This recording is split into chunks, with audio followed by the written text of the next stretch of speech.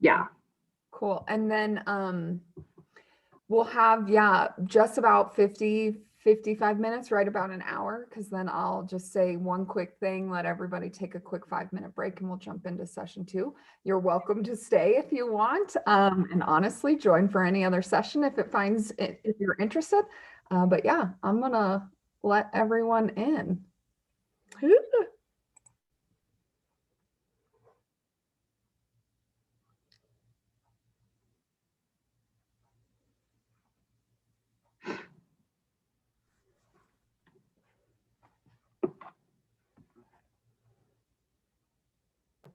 I still see some people connecting, but I wanted to go ahead and welcome everyone.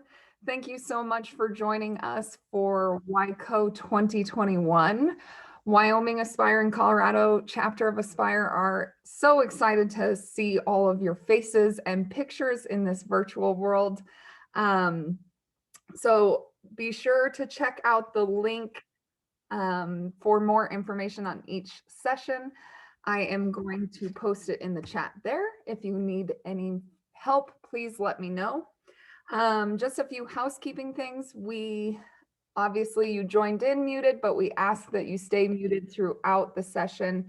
We have multiple people keeping an eye on the chat. So if you have questions for our presenters, you can go ahead and pop them in there and we will address them at the appropriate time. And like I said before, if you have any questions, concerns, issues with technology, please just reach out to me directly, either by email or in the chat. I'm going to pass it over to Wyoming Aspire Treasurer Amber Taylor to introduce our first speaker of the day. Good morning. I am so excited you all are here. We have a great presenter this morning, Shannon Cranmore. She has been with the Wyoming Department of Ed for 18 years, which is awesome. For the last 3 years, she has been our state homeless coordinator and an invaluable resource to me personally, working with youth in transition. And before that, she worked in the EdFax as a coordinator for the data division. I'm so excited you all are here to listen to her presentation. Again, we'll be moderating questions through the chat box. If you could stay muted, just so she can get all of her amazing information to us. I will make sure we will be answering questions as we go. So without further ado, Shannon, take it away. Thank you. I'm so glad to be here today, and thank you for asking me to participate in this. We're going to get going super fast because I have a lot to share with you. All right, are you guys seeing my presentation? Yes. Okay, get it on the slideshow screen here. All right, so today we're going to be talking about the McKinney-Vento Homeless Assistance Act. And as Amber mentioned, I am the state homeless coordinator for the Wyoming Department of Education. So what is the McKinney-Vento Homeless Assistance Act? Hopefully all of you have at least heard of it, but maybe you don't know all of the details or what it entails to help the kids. So we're going to talk a little bit about everything today about McKinney-Vento. So the McKinney-Vento Act provides rights and services to children and youth who are experiencing homelessness. The original law was passed back in 1987. So that's when the McKinney-Vento Act originally started. It was reauthorized in 2015 under the Every Student Succeeds Act. And so there were a few changes in that make the McKinney-Vento Act what it is today. One of the main things that the act requires is that every local education agency, every school district, designates a liaison to fulfill all the requirements under this act. And there are quite a few requirements. It also states specifically that the liaison must have sufficient time and capacity to carry out all the required duties. So I do find in many of our school districts, the smaller ones especially, many people wear many different hats. So a school district might be thinking, well, I just need to give somebody the liaison title just to meet the requirements of this act. And that's not necessarily true. They have to be able to have the time to fulfill all the requirements of this act and support these students who really need a lot of support. Also, within the act itself, it requires that every school district or LEA sets aside a portion of their Title I Part A funds to provide support to serve these homeless children and youth. It doesn't give a specific amount. The school district can decide how much they would like to set aside. And a lot of that is based on the homeless population within that school district. So we do have some school districts who set aside a large amount of money. And then of course, smaller districts that may only have 1 or 2 homeless students identified, they don't set aside near as much. We're going to talk a little bit about homelessness first, because one common myth when you think of homeless, you might think of, the transient underneath the bridge, sleeping dirty, gross, just very lacking a lot of hygiene, that type of thing. You might think they're alcoholics, and that's not the case for many, many people who are homeless. So one of the main causes of homelessness is obviously economic challenges, lack of affordable housing, unemployment, single parent or single income homes. And we've seen quite a bit of this come into play this last year with COVID and many people not working and losing their income.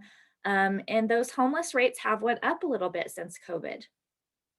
Also, there's health challenges. So there's unexpected health issues, which could cause people not to be able to work, disabilities, mental health and substance abuse issues. So a lot of those things can go into family homelessness. It's not just that they're lazy, because they're not in most cases. Domestic violence is another big one.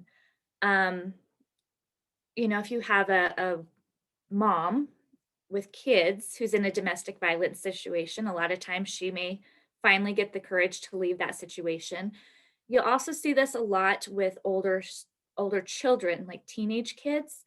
And we're going to talk about that a little more, the teenage kids going off on their own and ultimately being in a homeless situation. So youth homeless, we're talking like teenagers. Again, abuse, neglect. For teenagers, they're teenagers. So they're like, I'm not going to deal with this, and they leave. Also pregnancy, sexual orientation, gender identity, blended families. Again, there's that substance abuse. Also economic challenges for the older kids, because if you have a single parent family or even a 2-parent family, and you have older students, older kids, a lot of times there's pressure on those kids to go out and get a job and help support the family. Or they push them out the door and say, well, you're old enough now, you can go live on your own. We've got your little brothers and sisters to take care of. Also with unaccompanied homeless youth, the teenagers, shelter policies. A lot of time in homeless shelters, they don't have a lot of space for whole families. And once those teenagers get older, they'll split the family up. And there's not a lot of room for adolescent boys in adult shelters. Plus, they don't want to go there because it can be unsafe in some situations. So what qualifies a student as homeless under McKinney-Vento? I'm going to read through this. This is the exact definition that is in the Act. So we're going to read it word for word, and then we're going to kind of break it down a little bit to kind of explain it a little better for you. So children or youth who lack a fixed, regular, and adequate nighttime residence, including children and youth who share the housing of other persons due to loss of housing, economic hardship, or similar reason. They're living in motels, hotels, trailer parks, or campgrounds due to lack of alternate adequate accommodations. living in emergency or transitional shelters or abandoned in hospitals. Also, living in a public or private place not designated for or ordinarily used is a regular sleeping accommodation for human beings. Living in cars, parks, public spaces, abandoned buildings, substandard housing, bus or train stations, or similar setting. Also, any migratory children living in the above circumstances. And then here we're going to talk about those unaccompanied homeless youth again. Those are those youth that are not in the physical custody of a parent or legal guardian. So not only are they homeless, but they're also unaccompanied. So they're considered unaccompanied homeless youth. For unaccompanied homeless youth, okay, let me rephrase this again. So with unaccompanied youth, you can be an unaccompanied youth and not be homeless, okay? So in order to be an unaccompanied homeless youth, you not only have to be unaccompanied, but you also have to meet one of those living arrangements that was just in that definition that I read. So just because they do not have a guardian does not necessarily mean they're homeless. So you need to dig a little deeper to find out the circumstance and where they're staying, that type of thing. So here's where we're going to break this down a little bit. So the first part of the definition says children or youth who lack a fixed, regular, and adequate nighttime residence. Well, what does that mean? Fixed obviously means securely placed or fastened. It's not subject to change or fluctuate. So it's a stationary, permanent location that's not subject to change. Regular, normal, standard, reoccurring. Do they go to the same place every night? They're not couch hopping, or living with whoever they can find to stay with that night. It's regular. They go to the same place every night. Adequate.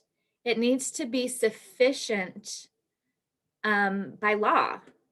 So adequate can mean a lot of different things. Here in Wyoming, we do have a lot of people that live on the reservation. And if you're familiar with that, many of those homes are lacking some serious normal things that homes usually have. So you have to have a working kitchen, you have to have a working bathroom, it's not infested with mice or anything like that. It could also, adequate also means that there's enough space for everybody. So for example, if you have a 2-bedroom house and you have 3 families living in that 2-bedroom house, there's not adequate space for everybody. So that could also fall under this adequate definition here. They would qualify because of that. The easiest thing to remember about McKinney-Vento and homeless students is ask yourself this question. Can the student go to the same place, that's your fixed, every night, that's your regular, to sleep in a safe and sufficient space, that's adequate. So if you can remember this right here, this is the main definition of what homeless is. Why is this important for everybody to know? Well, a liaison in a school district is only one person. They may have school level liaisons within their school district. A lot of times it's the counselors and they're trained on McKinney-Vento. But it's really important for every teacher, every employee of the school to know what McKinney-Vento is and to know how to identify these students to forward that information on to their liaisons, because kids are going to talk to who they feel comfortable talking to. So the more people you have trained on McKinney-Vento in the definition, the more kids you can identify and help provide services to them. I'm going to dive into the doubled up, the sharing the housing of other persons due to loss of housing, economic hardship, or a similar reason. We also refer to it as doubled up. And I wanted to talk a little bit more about this nighttime situation, because this is the one we have the most within schools, honestly. This is also different than the HUD definition of homeless. So if you go to the HUD site and look up their homeless definition, it does not include doubled up. This is a category that was added into McKinney-Vento because these kids are at high risk as well. So doubled up is going to be your couch surfers or family members living with family members. A lot of time it involves a crisis of some kind. It's not a mutually beneficial planned housing situation. Sometimes you have families that say, hey, let's buy a house together. It's big enough for both our families. It is not that situation. They're intended to be short term. Generally, one of the families or the student does not have any legal right to be in that home, and they can be asked to leave at any time. So that's a really important piece right there. Can they be asked to leave at any time? And also, if leaving the situation would result in any other type of homelessness. So this could include children and youth that are sent to live with other people because their parents are too poor to provide a regular and adequate home. It could be children and youth that are sent to live with other people because a parent is hospitalized or has something else going on. And this does not include children and youth that are sent to live with other people because their parents want them to participate in sports at that school because maybe they have a better sports team or some activity they want them to be involved in. It does not include that. Most cases of doubled up for families are going to be either families that lose their housing and they move in with other family members or friends. You have the single parent moving with kids to get out of an abusive situation and they're living with family and friends. Or you have those unaccompanied youth that are escaping the situation to go live with family or friends. Are there any questions so far?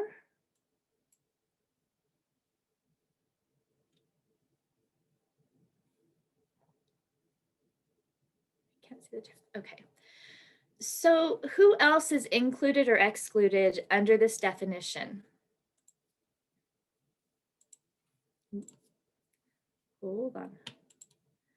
My clicker isn't clicking to move it. Hold on.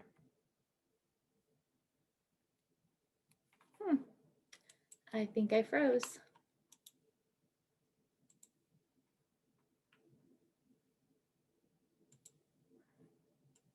There we go.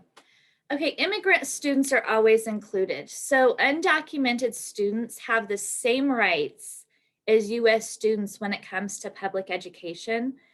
And when it comes to McKinney-Vento and being identified as homeless or not, the immigrant status is irrelevant completely.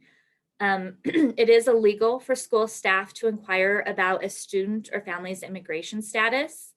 And it is also illegal for them to request immigration documents.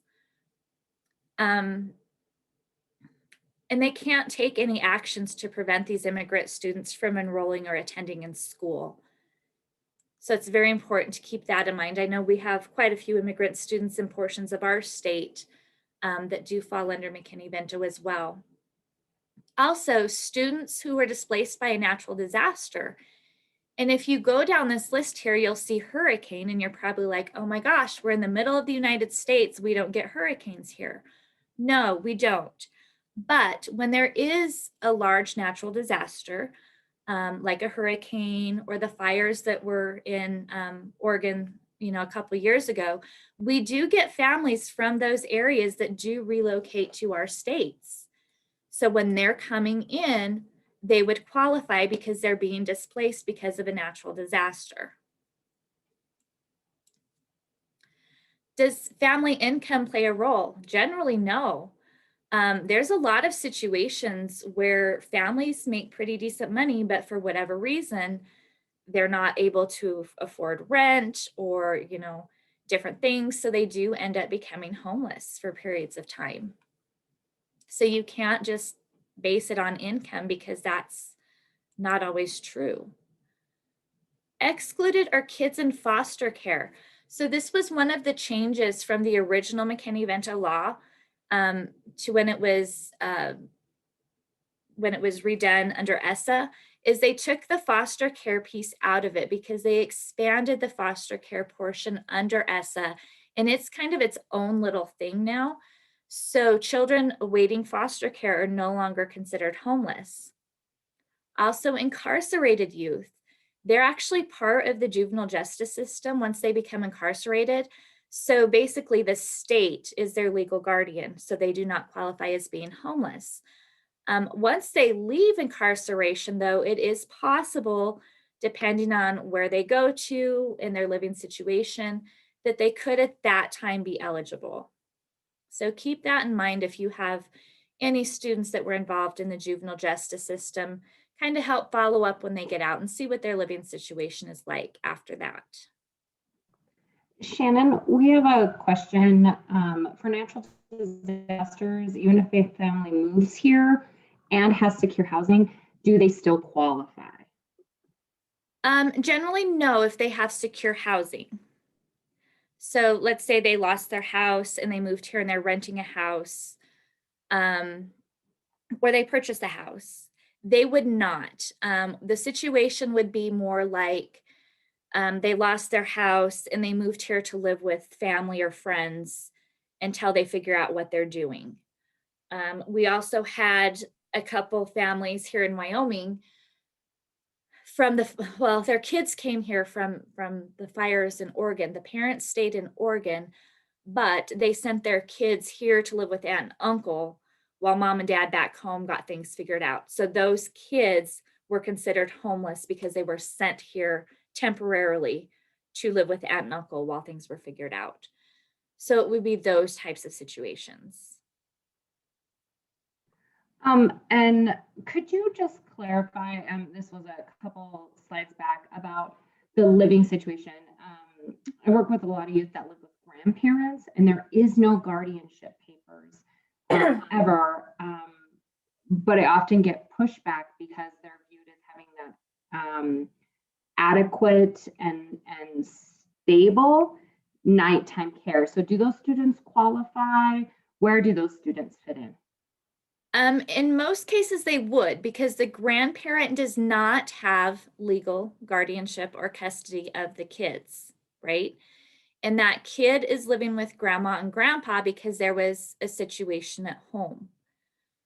So this is kind of where you have to dig a little deeper to find out, why is that student living with grandma and grandpa? Was there an issue at home? They're not getting along with their parents, so they're living with grandma and grandpa. Is it because mom and dad can't really afford to take care of that kid, and that's why they're living with grandma and grandpa? And if it's those types of situations, they would qualify. And reason being, even though they have a roof over their head, they don't have a legal right to be in that home. So grandma and grandpa could kick them out at any time, which then would place them in a homeless situation. Thank you for clarifying that. You're welcome.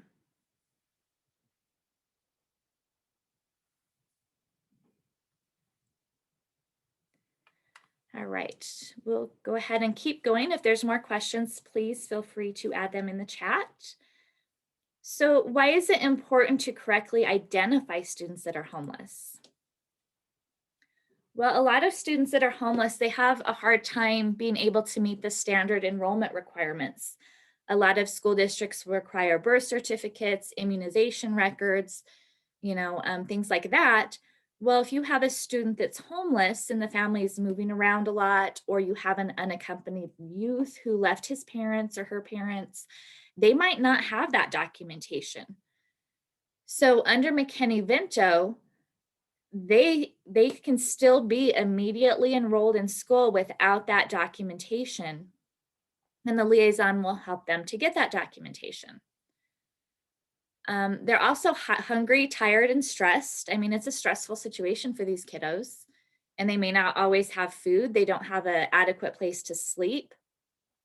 They don't always have school supplies or clothing, or even a quiet place to study. They do move around a lot. They can change schools a lot. And there are some things within the act that hopefully does help with that. And we'll talk about that a little bit more here later on. Homeless families don't always have reliable transportation. So transportation is another piece that McKinney-Vento covers.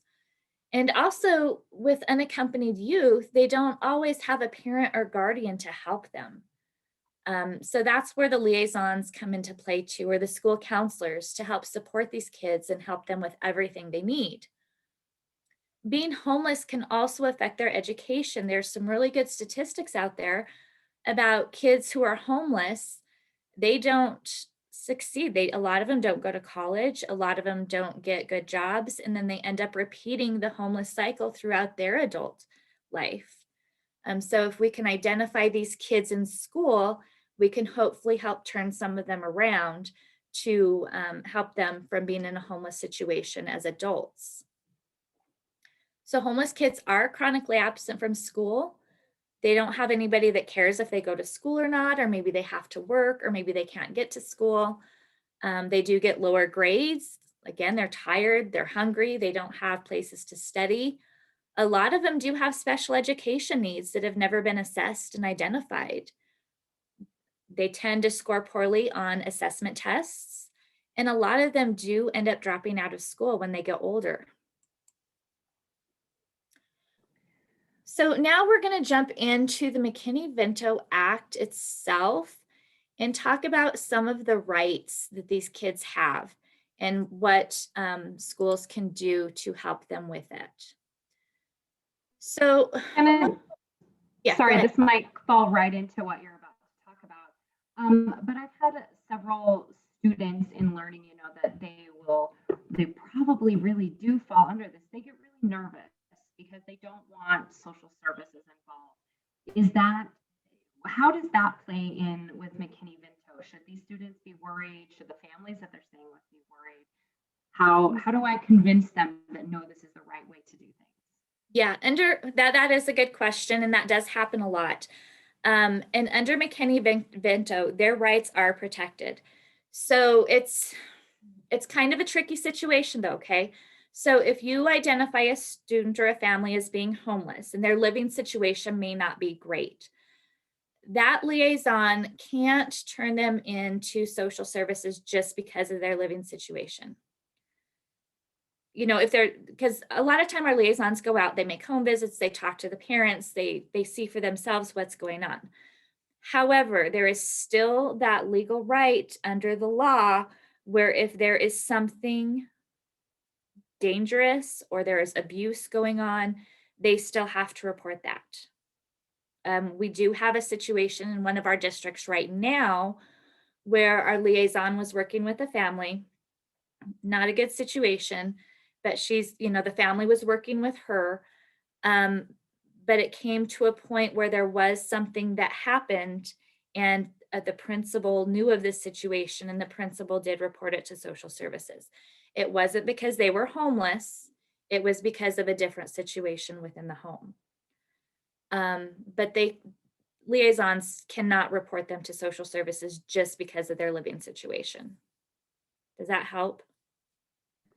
Yeah, specifically, I think of a student who is living with distant family members, and the other family members are really working hard to provide the most adequate housing as possible, but this student is an unaccompanied youth. And they're worried. I think the father is incarcerated on and off, and they're just worried to get social services. They're worried that it will be reported and that she would be taken away from this family. They are very nervous about it. No, a situation like that, they would not. The ones where it gets tricky is when there may be drugs or alcohol involved, especially with little kids.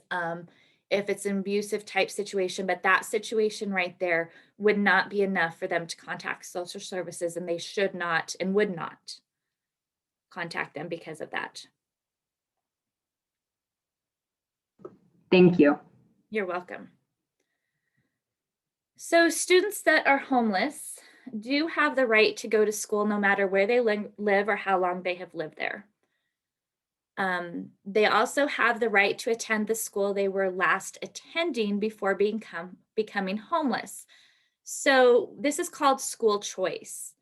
And what McKinney-Vento protects for these kiddos, and I'm in Wyoming, so we're a pretty small state. Most of our school districts are pretty small. So generally there's only one school that those kids can attend. But once you get into the bigger cities like Cheyenne, Casper, Rock Springs, there's multiple elementary schools, multiple junior highs, multiple high schools. But what the law protects is they want those kids to stay in their school of origin, the school of choice, which would be their home school.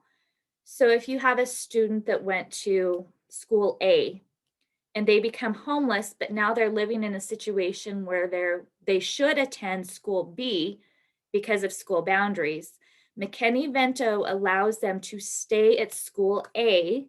That's where they've been going to school. That's where they're comfortable. They know the teachers, they have their friends there, and ultimately they will end up doing better at that school than changing schools. And later on in the year, maybe they move again to school C. This will keep them in school A so they aren't school hopping throughout the year if they're having to move a lot. They also have the right to get transportation to that school of origin. So if this does happen, the school will provide transportation for that student to attend their school of origin. That can be a bus that they pick up. They could tell that kid, well, we'll pick you up at this school and take you to your other school.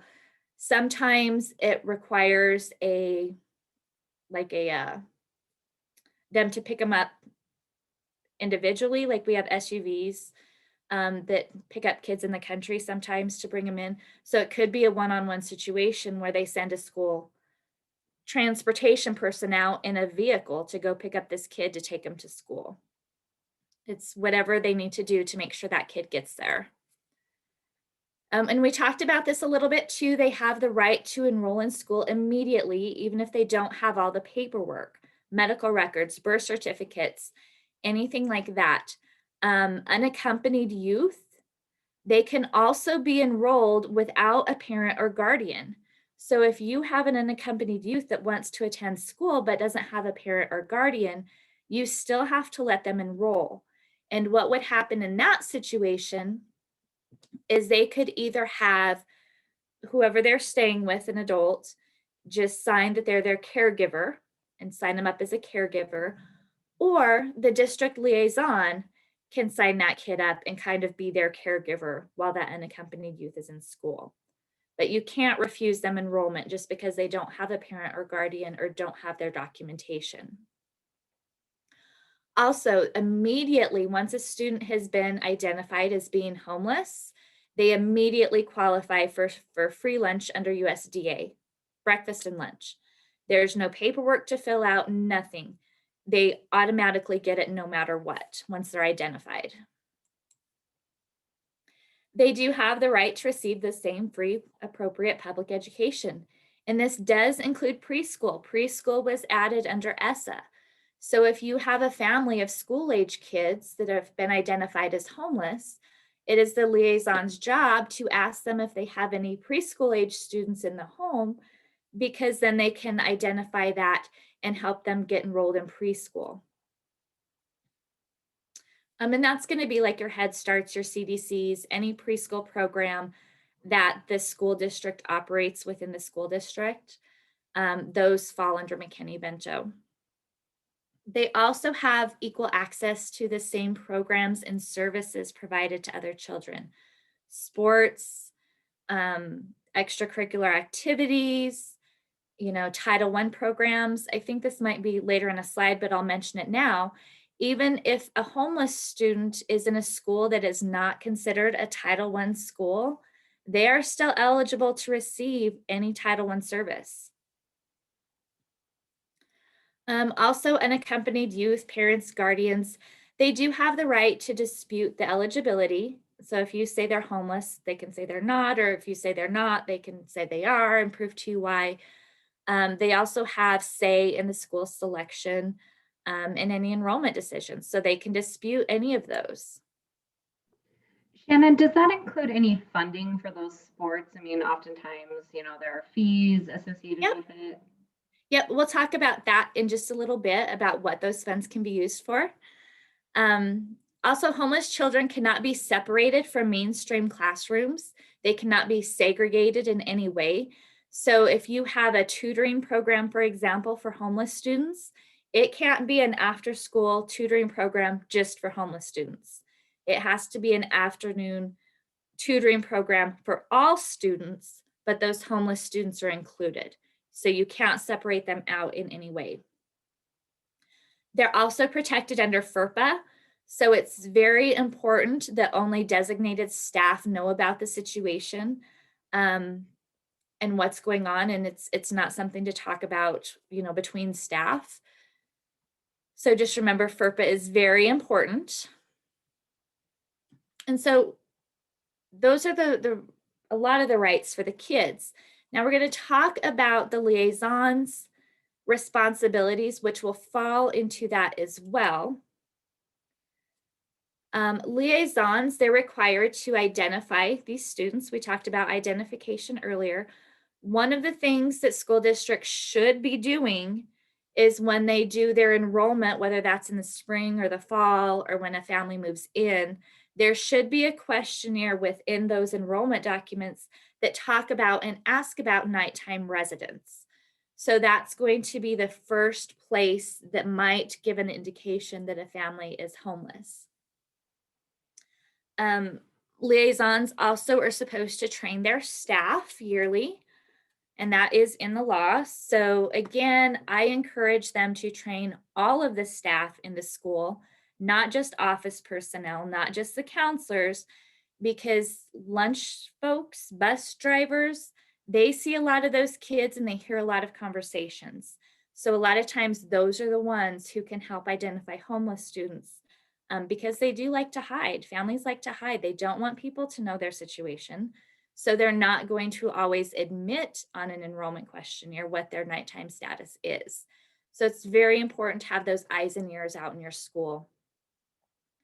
Liaisons are also supposed to coordinate with outside agencies. So any place that serves homeless families and youth, shelters, food pantries, Head Starts, you know, any places in the community, they need to have those outreach to them because they are required. If a family comes in and needs help and the school district can't provide it, they need to be able to help guide that family where to go to receive the supports they need. So again, they'll follow up with families who are flagged on that enrollment questionnaire to verify if they actually meet the criteria or not. And then again, give them referrals to anything they might need. We talked about this a little bit already. If a student is missing documentation for enrollment, the liaison can help them get their birth certificate, their health records, vaccinations if they need them. Also, homeless students need to be able to participate in whatever extracurricular activity they want to. Is there equipment needed? Are there fees for participating? Do they need a physical? Things like that can all be covered under McKinney-Vento. Also, if a student joins later in the season, so say you have a homeless student come in and say football season has already started, you cannot tell that student, I'm sorry, you cannot participate in football because you haven't been here from day one. They have to be allowed to participate from the day that they get there.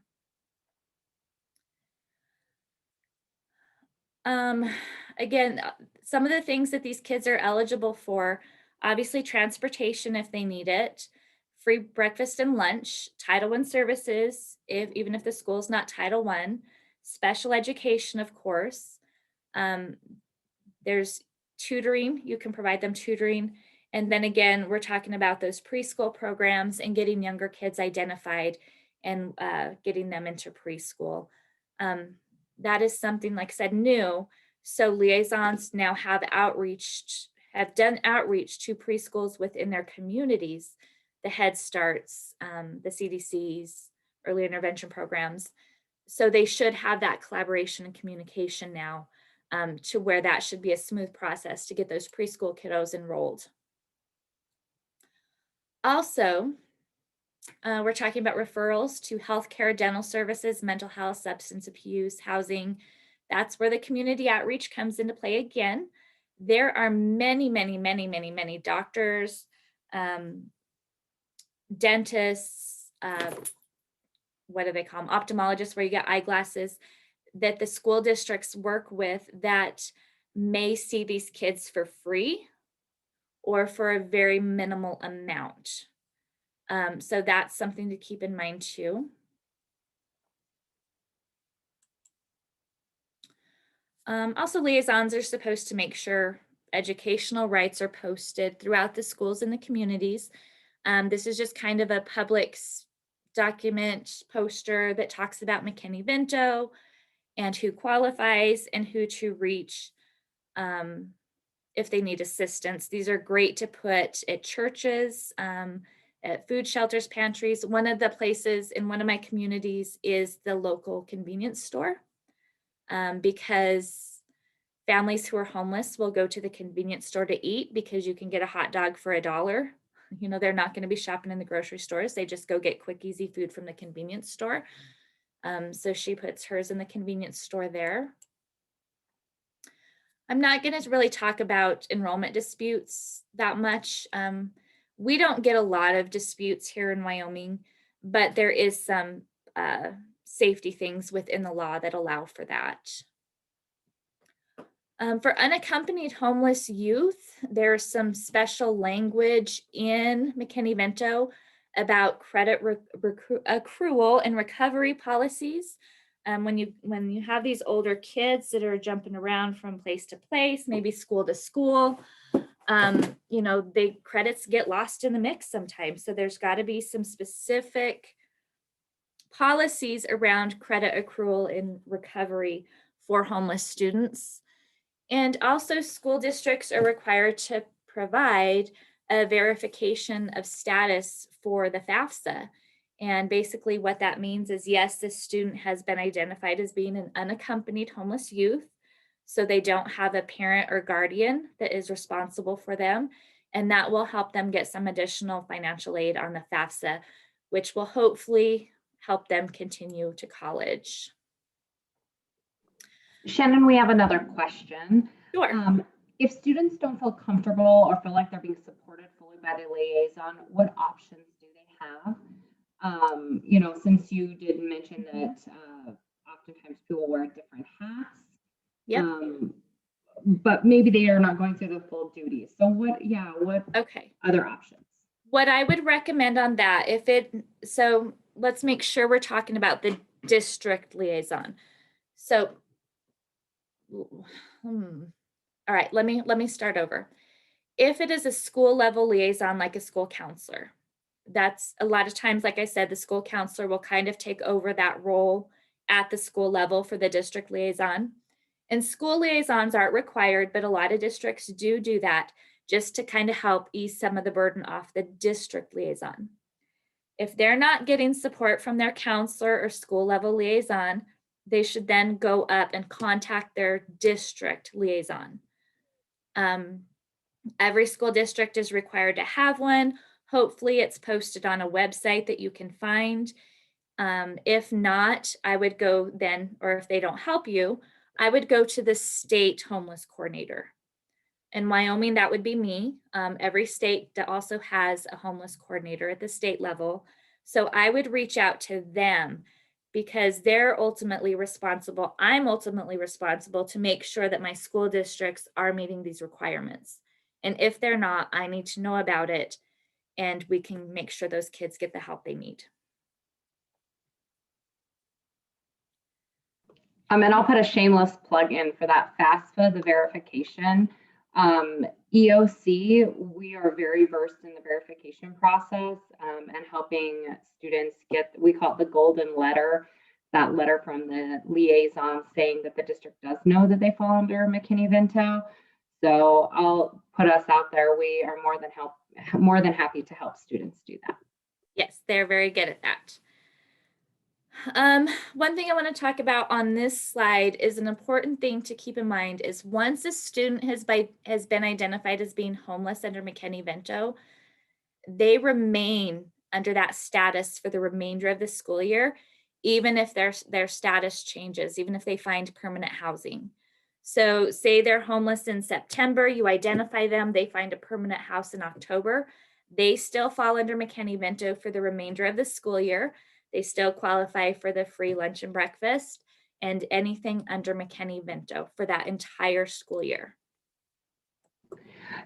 Shannon, does the McKinney-Vento status have to be, in a sense, renewed every year for each student? Yes. Okay. So then in the fall, when those kids re-register, the liaison will go through their list of kids that were identified last year, kind of reevaluate to see if they're still in the same situation or not, and then also help identify any students who may have become homeless over the summer. Okay, so the last thing we're going to talk about here real quick is what can these funds be used for? I also want to put a plug in right here. I didn't really mention it throughout the presentation because I think we have people from multiple states here and everybody does this a little different. So not only are there funds available under Title I Part A, everybody's required to set aside some funds under Title I Part A, but there's also the McKinney-Vento Homeless Assistance Subgrant, which states can receive. So in Wyoming, we get money for McKinney-Vento. We then have a grant application process, which school districts can apply for additional McKinney-Vento funds. And so that's through a grant. Different states allocate their grants differently, or in some of the bigger states have really competitive grants and there's some criteria to meet. So just know there could be some additional funds available through the McKinney-Vento grant, but you would need to check with your state to see what the requirements are to apply for that grant. So what can funds be used for? What can you help these students with? Basically anything a homeless child or youth needs to be able to fully participate in school and or extracurricular activities. That could be clothing and shoes, student fees to be able to participate in sports or music or anything like that, school supplies, acquisition of birth certificates and immunizations, some medical and dental services. So again, here's where your outreach is going to take place. Also with eyeglasses and hearing aids. The reason those are covered under McKinney-Vento is because sometimes there's a situation where it's impeding the student from learning because they're in pain, they can't see, they can't hear. So McKinney-Vento can help pay for those services to make sure that that kid can fully participate. Also counseling service that are related to homeless issues. Any outreach services, extended learning time, again, your extracurricular activity fees. This also includes under clothing and shoes. Say you have a student that wants to play basketball, but they don't have any basketball shoes. You can purchase them basketball shoes so they can participate in basketball. We've had school districts buy welding helmets for kids to participate in welding. So anything they might need to be able to participate, these funds can pay for.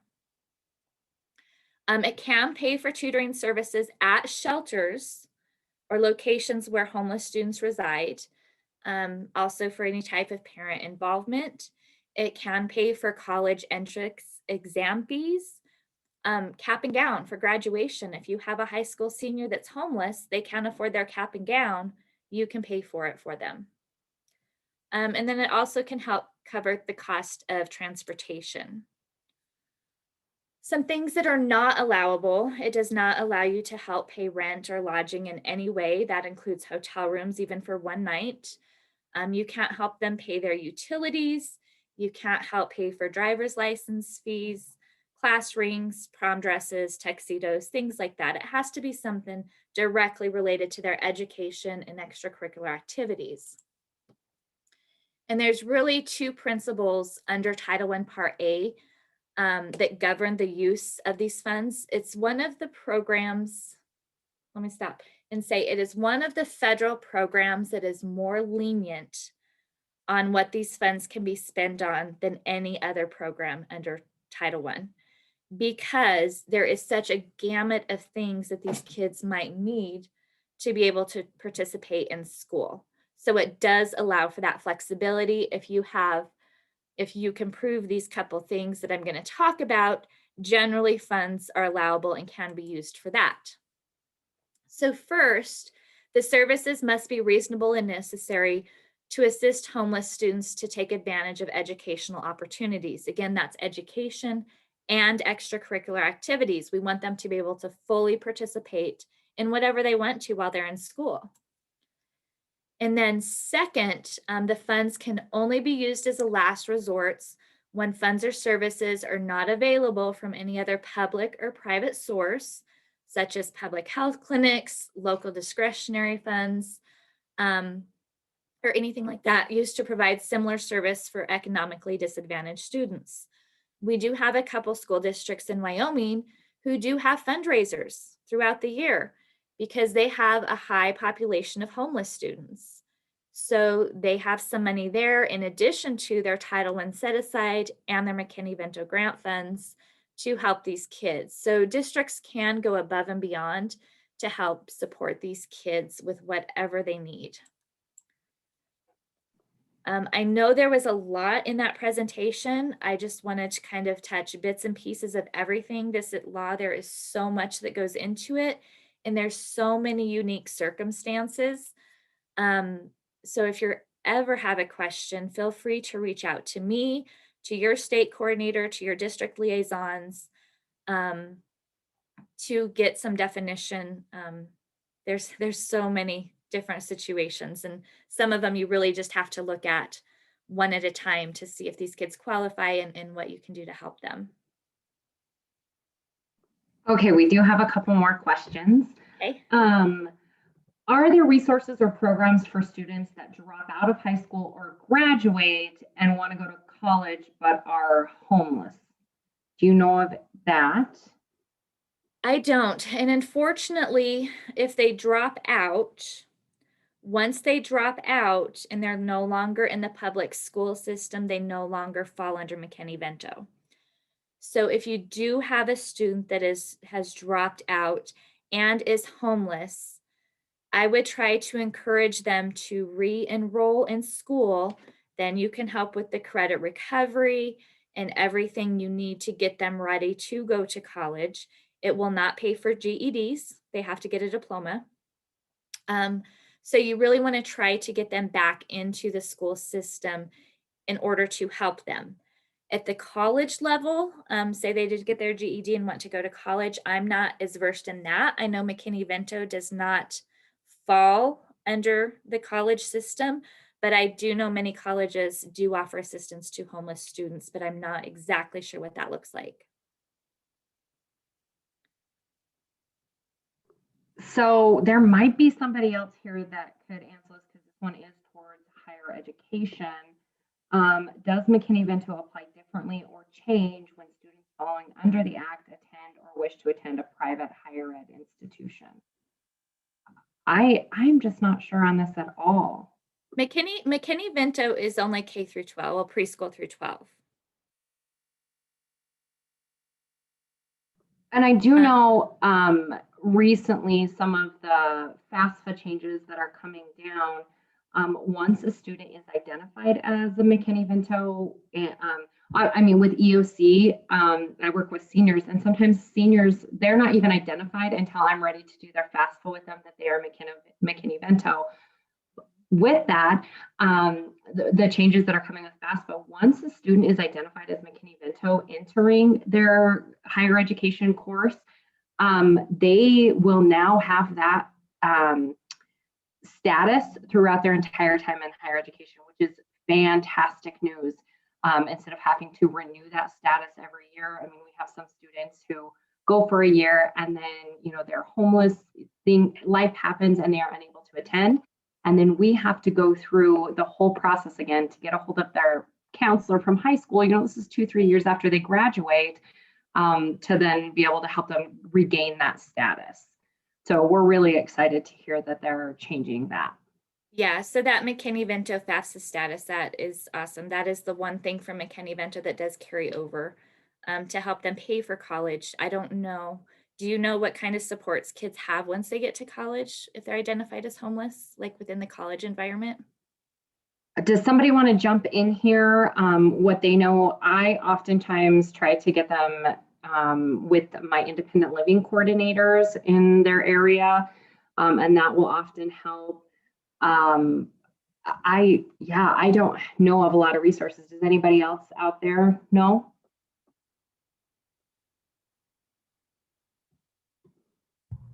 The biggest thing that I know is getting them into the housing on campus because of them being homeless or at risk, getting the max, and this is where students might have to take a student loan to cover the part of the housing. But I want to make sure they have a food plan. I want to make sure that they have adequate housing. And so getting the FAFSA done correctly, getting them through that system at the college level is my biggest thing. Trying to get them hooked up with the SSS program if that college has them, because sometimes they have some different availabilities.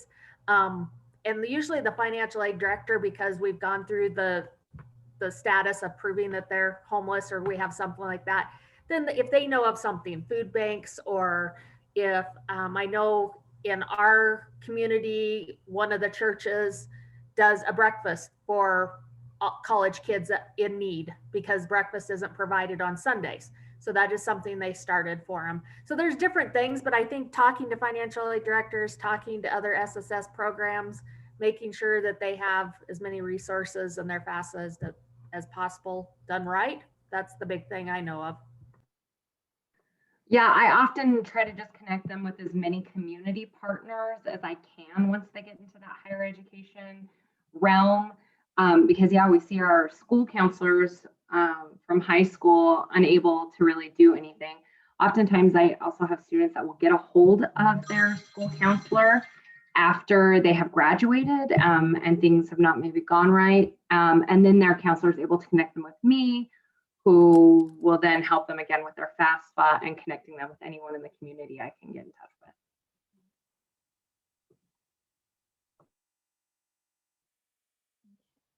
And I do have my chat pulled up now, and I do see there's another question about the funds. Yes, there are McKinney-Vento funds available for every single school district. They are required to set aside a portion of their Title I funds. So every school district should have some funds available. It is not a specific amount. It is whatever the school district determines their need is. So some districts set aside $200. I have some districts that set aside $30,000. It just depends on the school district. There are websites, there should be websites to find your liaisons. And I was getting ready to pull up a couple links here. I will provide you a link in the chat to the NCES, or not NCS. My mind just went blank.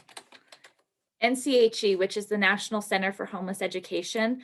That's the national site. So that will have every state level homeless coordinator like myself on that list.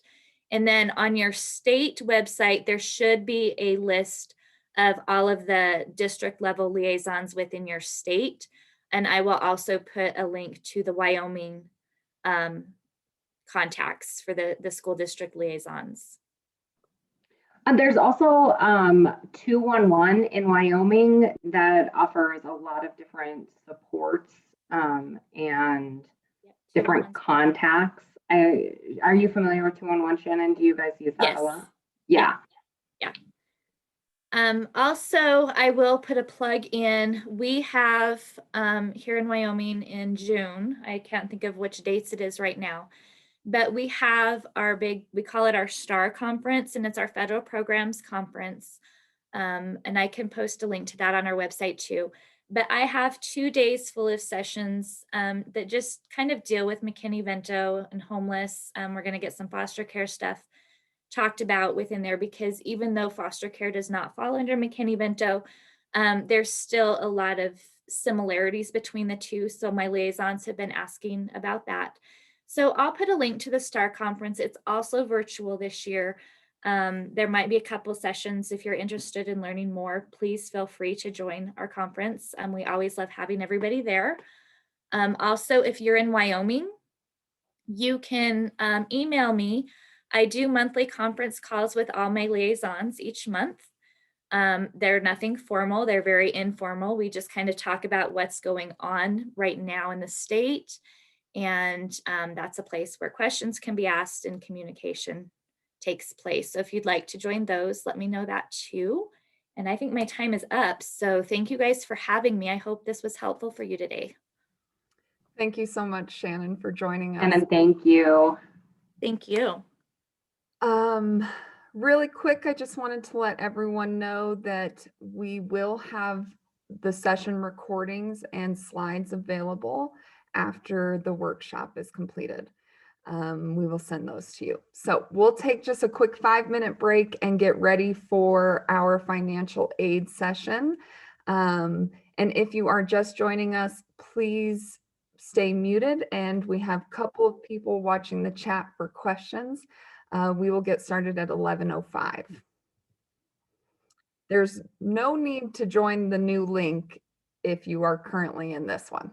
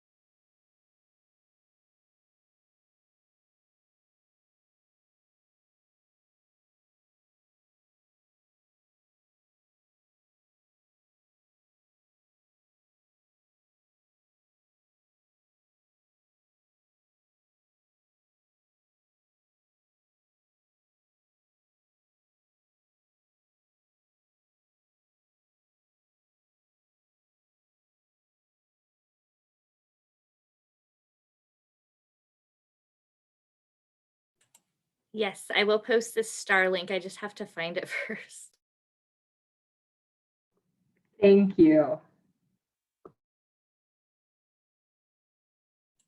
They set it up differently this year, so I'm having a hard time finding it.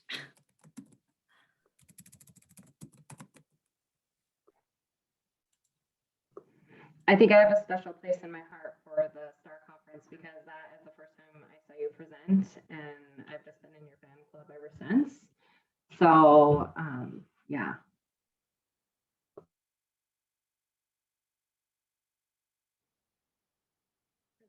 I found it. The dates for the 2 days for the homeless conference are June 24th and 25th. But it's that whole week of June. I don't know what I'm doing yet. So if you want to present, let me know.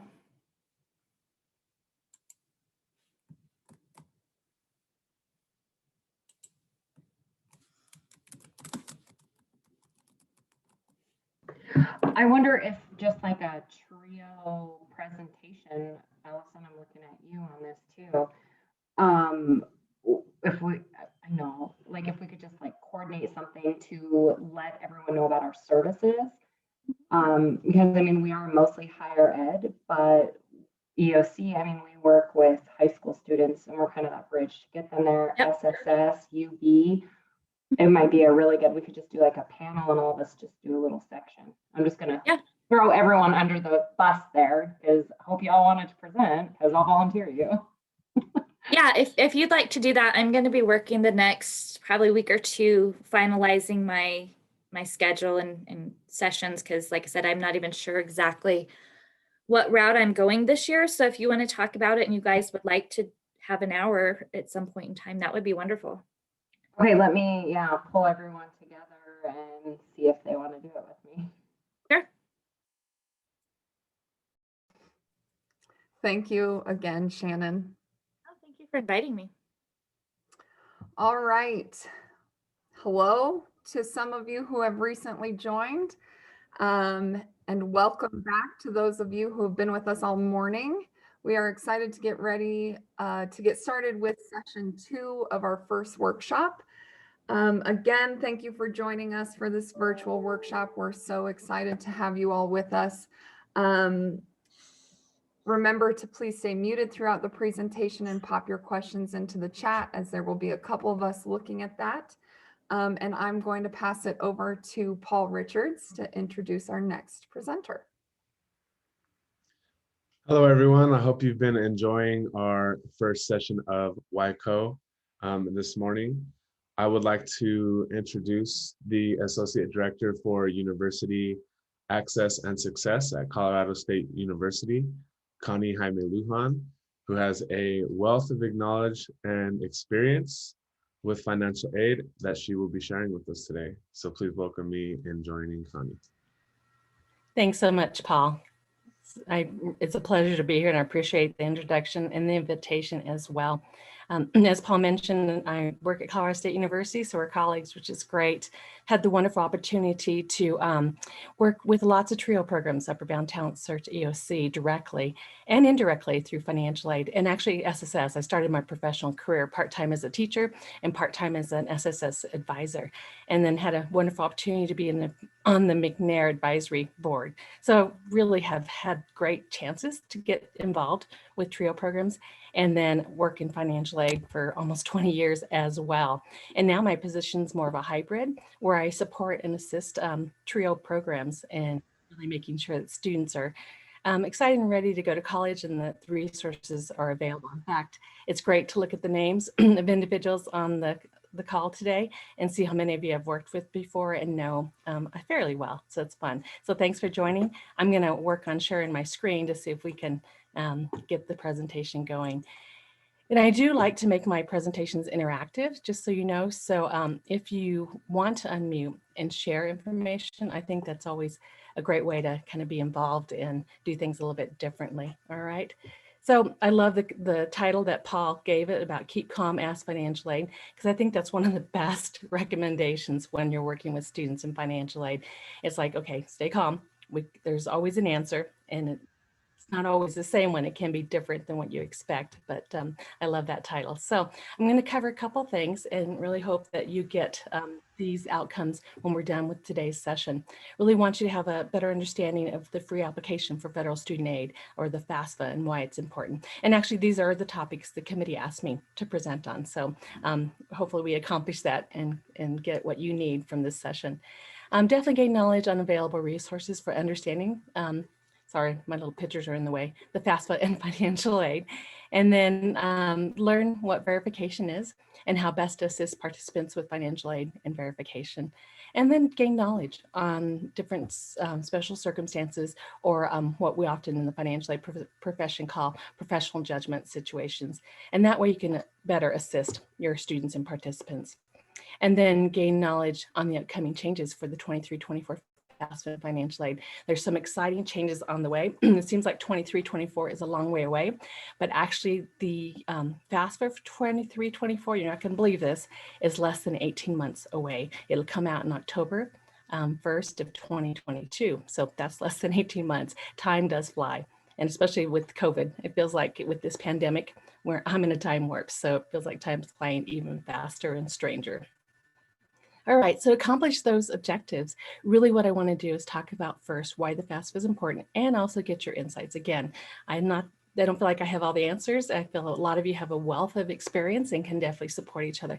And that's the one thing I love about TRIO, is that how well TRIO personnel share and support each other and help, and just really make sure we're doing the best job we possibly can and helping our students and participants the best we can.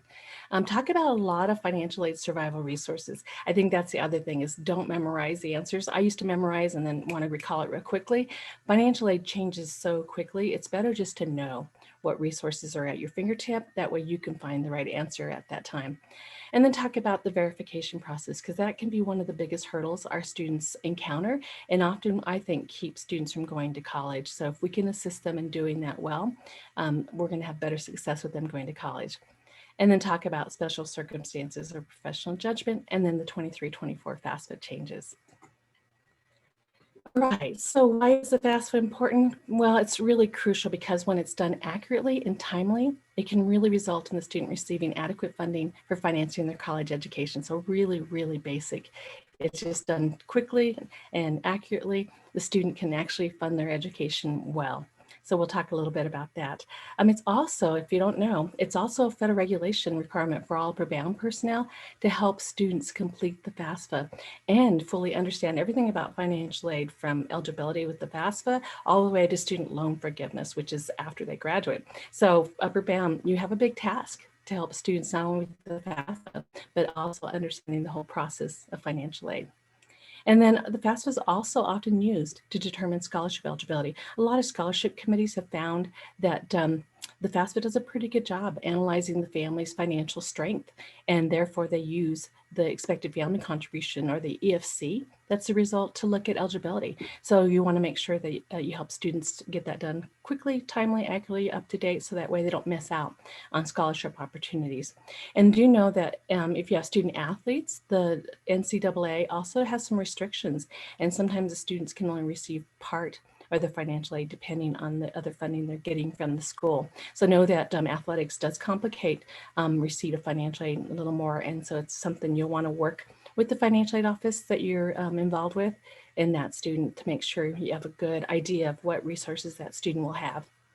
All right, so this is the time for you all to share other insights or suggestions on why you feel the FAFSA is important. So I don't think I covered every little detail. So if you want to share, your personal insights and why you help students with FAFSA, especially EOC, because I know when I worked with EOC, we did a ton of FAFSAs. Absolutely. I think that done on a timely manner is really important because of the verification process. A lot of our students do get picked for that. And if they wait to the very last minute, it's often, getting all that documentation can really be a struggle. And so when it's done in a timely manner, we can, get it out there a lot faster for them. And scholarship deadlines as well is really important to look at when we're looking at those deadlines. Exactly. Thank you so much for sharing, Amber. And I think if you have some timelines for students about, this is when we do the FAFSA in October, this is when we apply for admissions. And if they're going, usually if a student's admitted and the FAFSA's in, then both processes start moving forward. And that way, a lot of scholarships start to be awarded in October, November, December, really depending on the school. So it's like having those timelines mapped out and making sure students and family members know about it so we can support each other in doing that well. A lot of students think, I graduated from high school. Okay, now's the time to look at applying for admissions, doing FAFSA, and doing scholarships. And when I was in financial aid, those calls broke my heart the most because they were so late, and it was going to be really tough to get them enough funding to make it work. Although at Colorado State, we figured out a way to do that. And I think that's an important thing to often advocate for schools to think about and do. All right, any other suggestions? It looks like there's a couple things in the chat. Let me grab those real quick. Oh, I love Paul's mention. It was a collaborative effort. Well, we did talk about it, but I love that you had to stay calm. Morgan, so many don't know they qualify for Pell, and loans are not always known if they need it until the last minute. So by having the FAFSA done, they are prepared. I agree. Yeah, especially first generation limited income students, their parents don't know about the FAFSA and getting it done and how supportive it can be. What they think about is, oh my gosh, the tuition is $10,000. We can't come up with $10,000 to help you go to school. You can't go to school. So it's our job to make sure that families know that Pell Grant and student loan and others, maybe state grants, can really help the student pay for tuition and fees. And then the family's looking at hopefully covering just the living expense or the school assistant as well. So thank you, Morgan, for adding that insight as well. All right. Great. So one of the things that I think is important is just to know what the most common errors are. And NASFA, which is the National Association of Student Financial Aid Administrators, they have some great resources. And this is one of them in the FAFSA tips. This is just some of the top ones that we selected. I'm giving credit to the Denver Scholarship Foundation. They've been great at sharing presentations, and we've collaborated a lot with the Denver Scholarship Foundation. And Leticia Trevino, who is the director of the talent search programs with DSF, and I are both on the Council for Opportunity Education's Priority 4 training. So we do financial aid training and financial literacy and missions training for TRIO personnel across the nation. So that's one thing I'm going to plug in a little bit. We just got through with our last training on this grant, but Penn State is the other organization that has received this grant. So they have a couple more trainings that I'll let you know about a little bit in a couple of slides here. But NASFA does a great job of collaborating with COE and giving tips and suggestions and resources for TRIO personnel. And this is one of them. There's tips, there's about 24 like common errors. So if you want to go to this link, and feel free to take pictures of any screen, that way you have the links, and know that I'll send this presentation to Paul, that way he can share it out with everybody as well. But really some of the key things that we have found is that students just forget to follow up. They think, oh, FAFSA's in, I'm done, check, financial aid in place.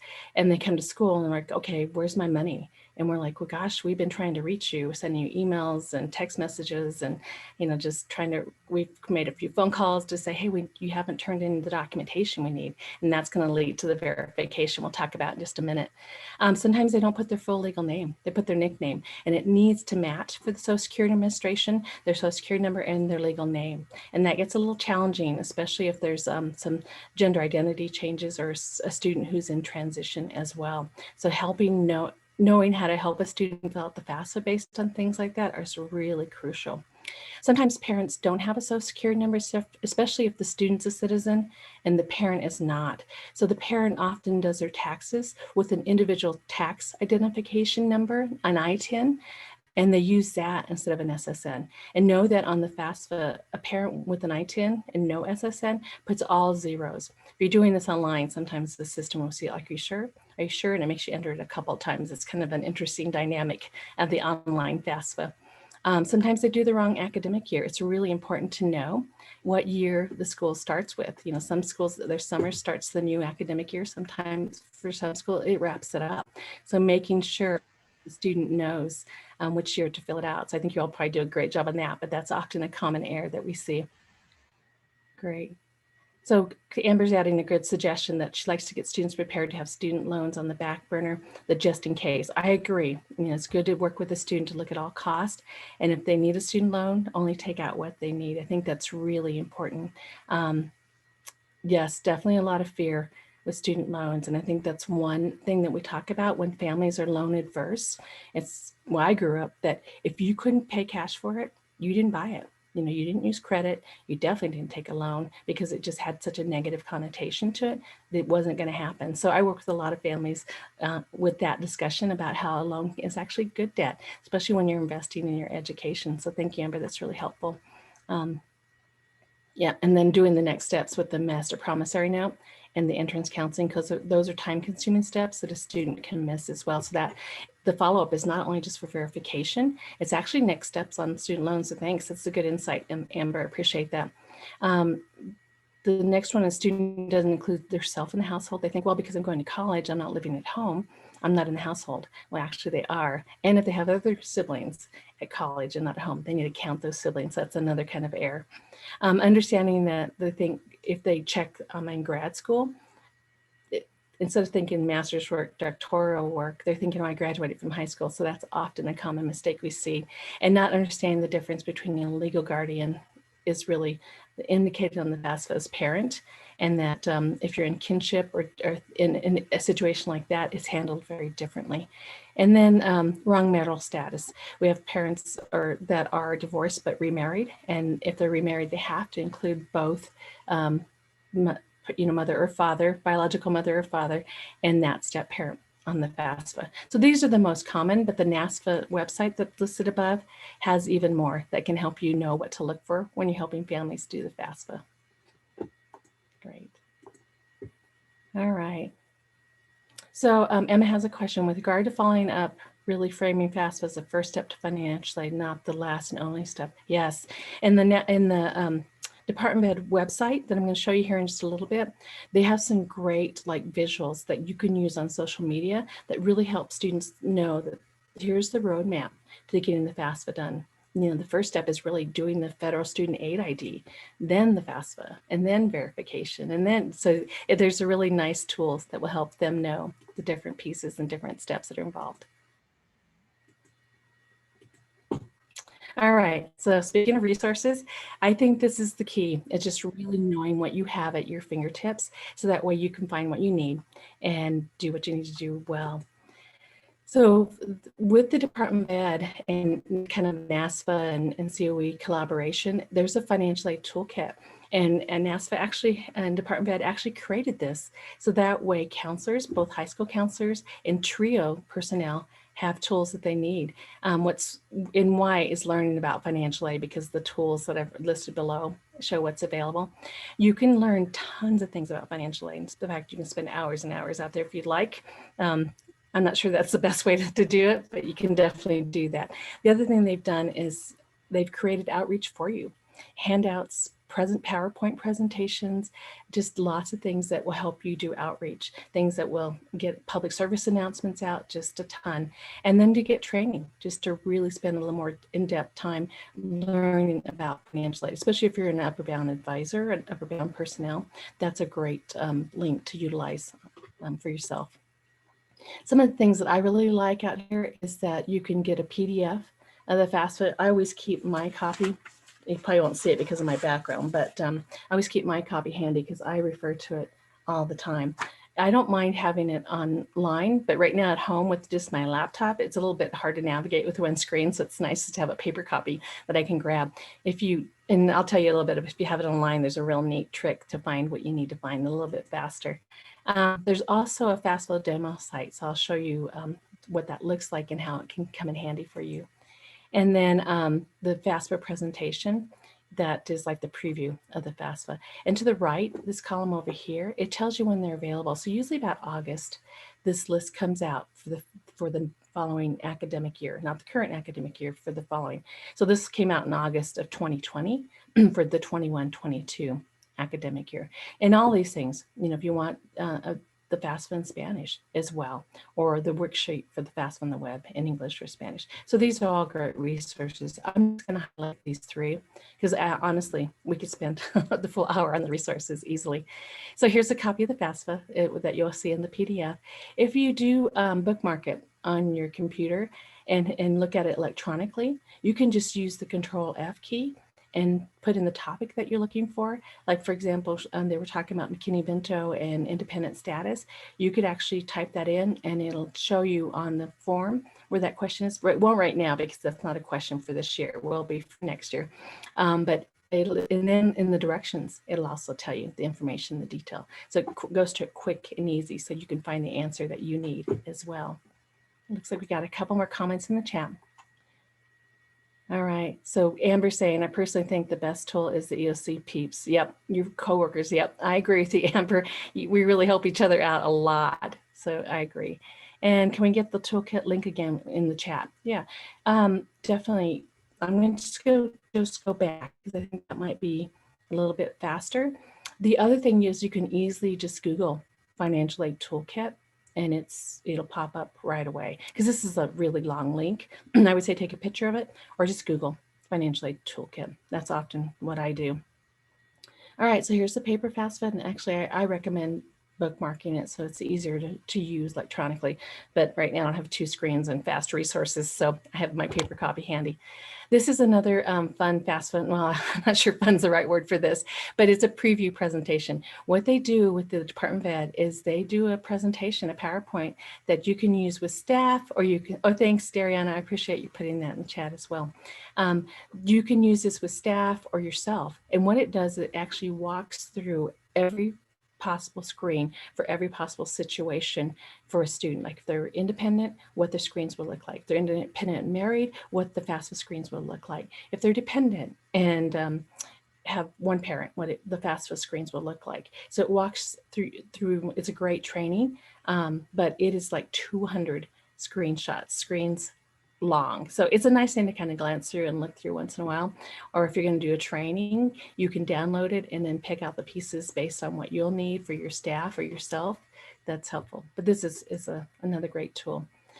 With the FAFSA demo, and it's good to do right after you've done the FAFSA preview, is they actually give you, in the gray bar in the bottom here, they actually give you some student situations that you can run through and see what the FAFSA is going to look like for when it comes out on October 1st, to run through and just kind of get comfortable with the FAFSA. I think that's the biggest thing, is just feeling comfortable with it.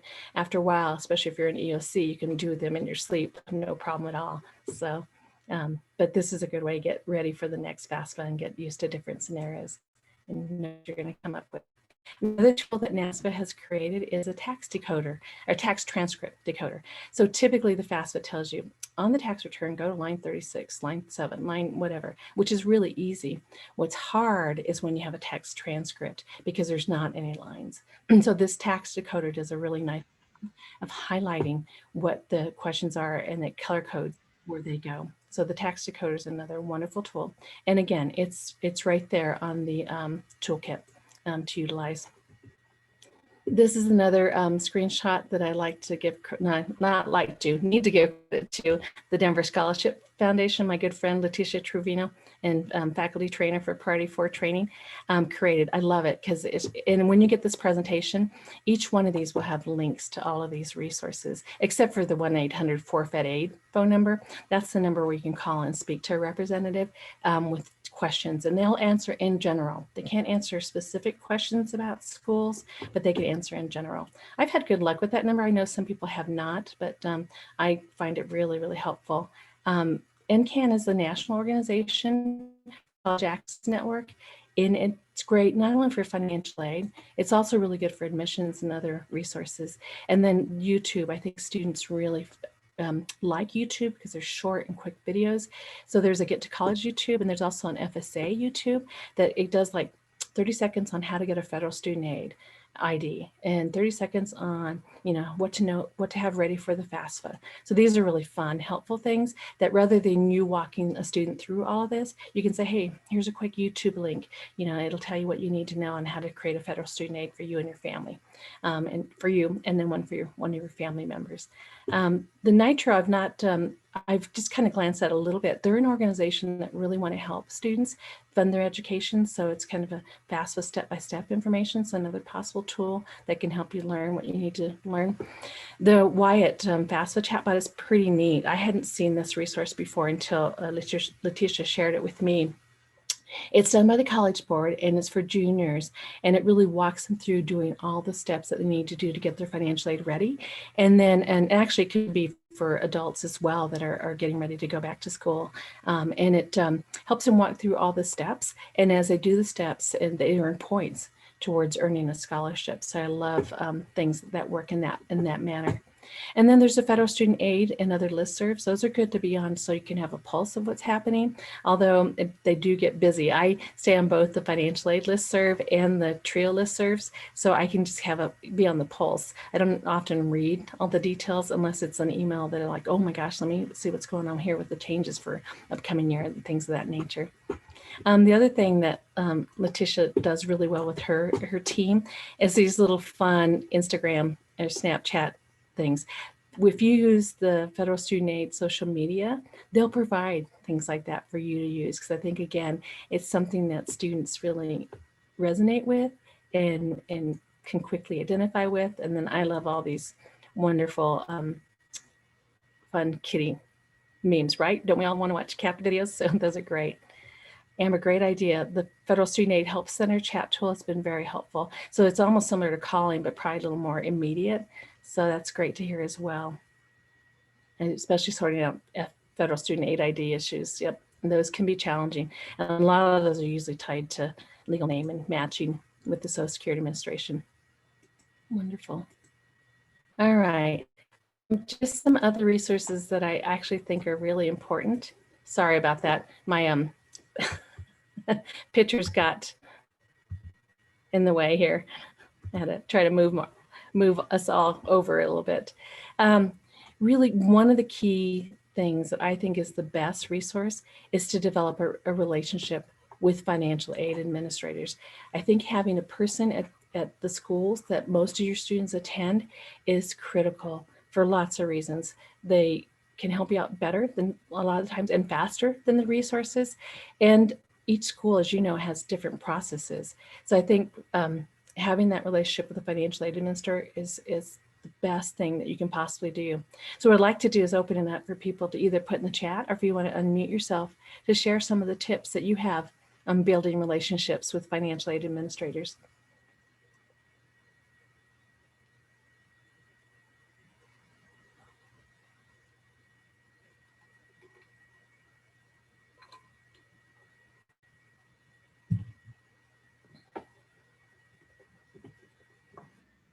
One of the things that I've done is just making my presence be known. So I make sure we have like a central unit where everyone financial aid admissions is located.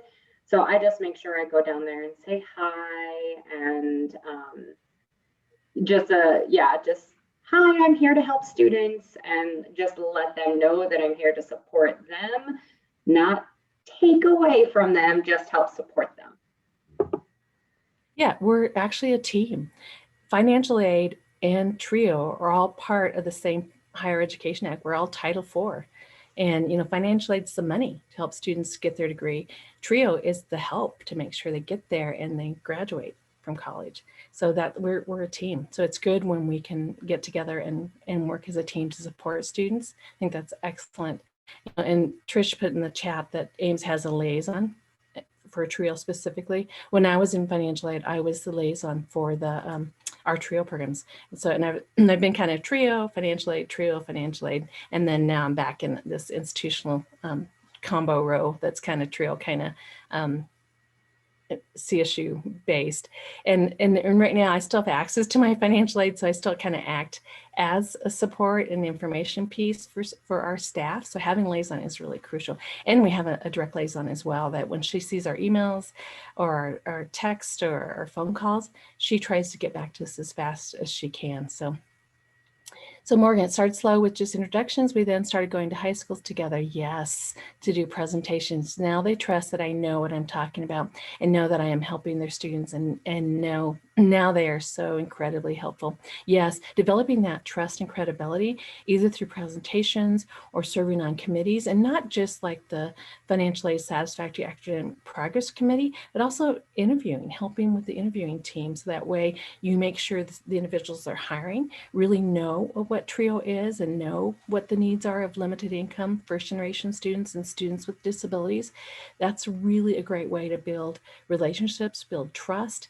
You know, a lot of us help our financial aid office at the beginning of each semester with the lines, just kind of making sure students are in the right line, handing out water, handing out cookies. You know, sometimes we'll bring treats over to the financial aid team because they work nonstop. Honestly, we all work really hard.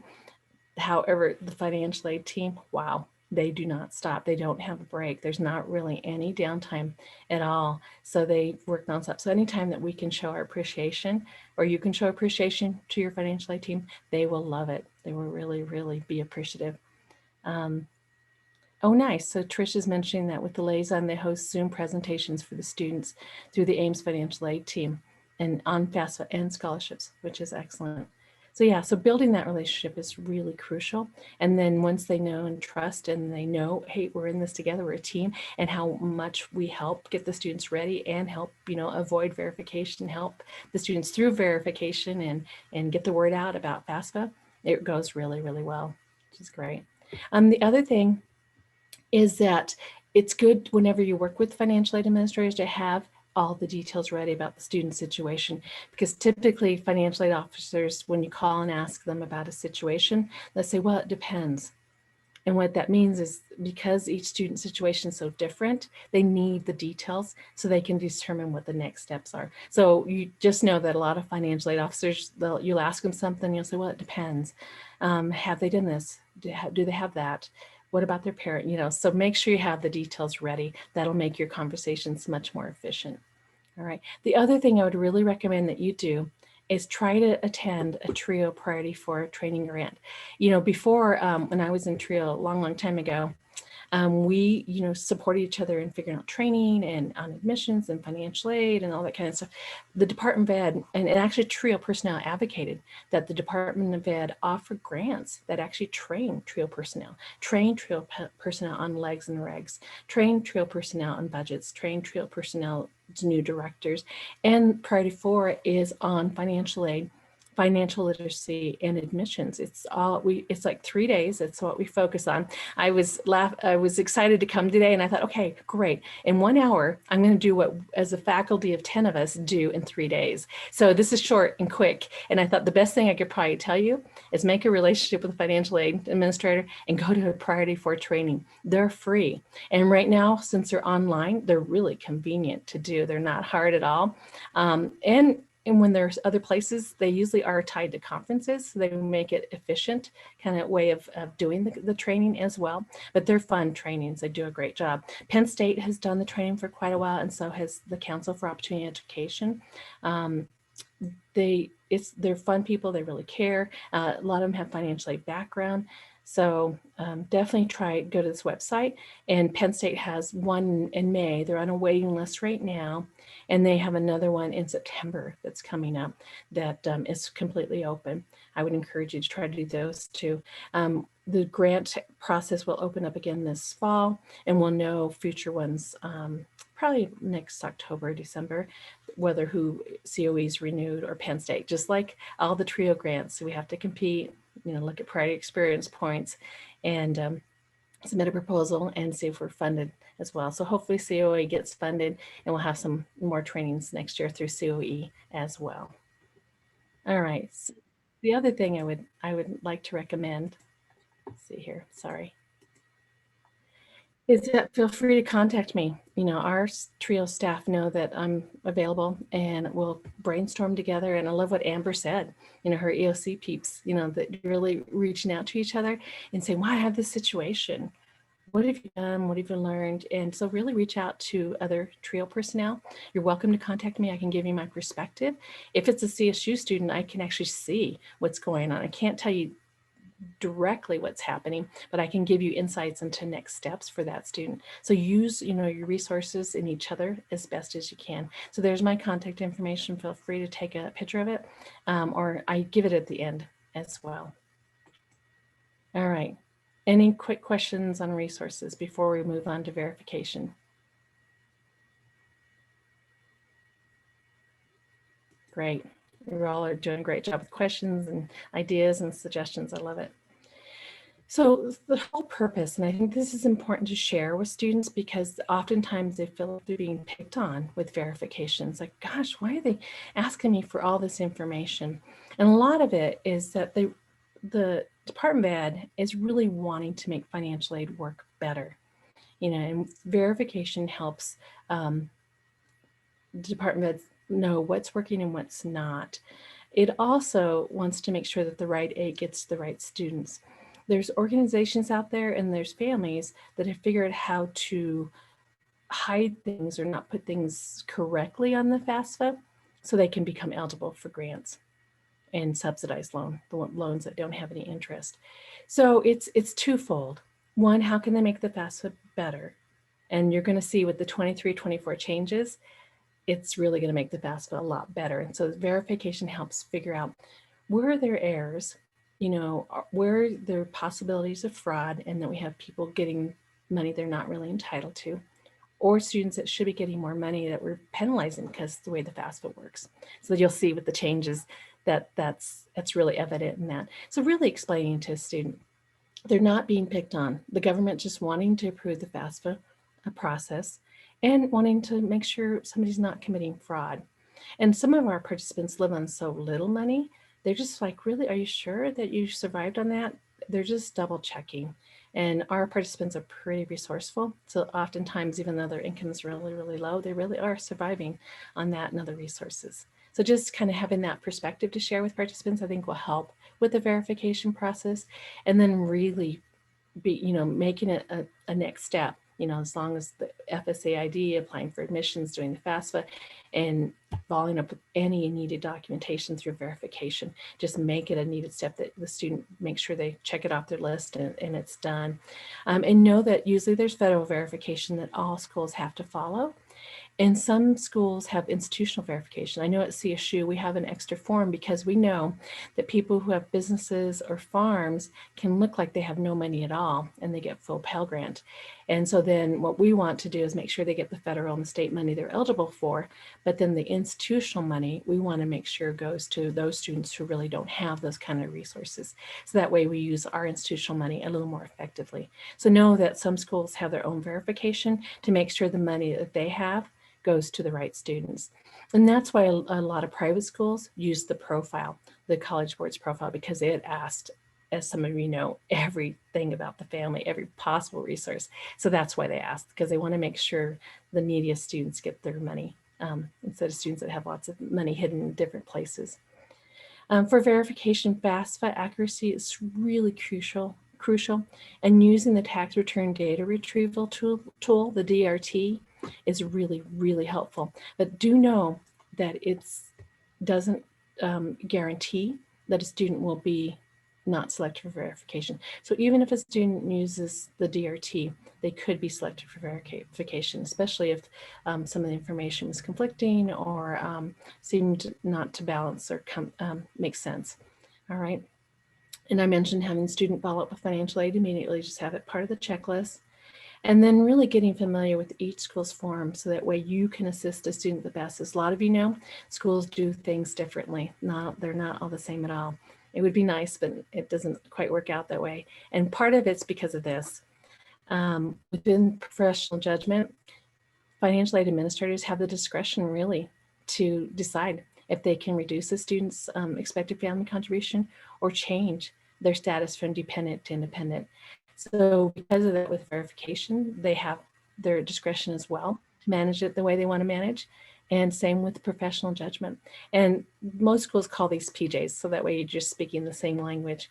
So they can choose whether they will do professional judgments or not. I remember at one point, the director at DU, she had said, professional judgments just take too much time. We're not doing them.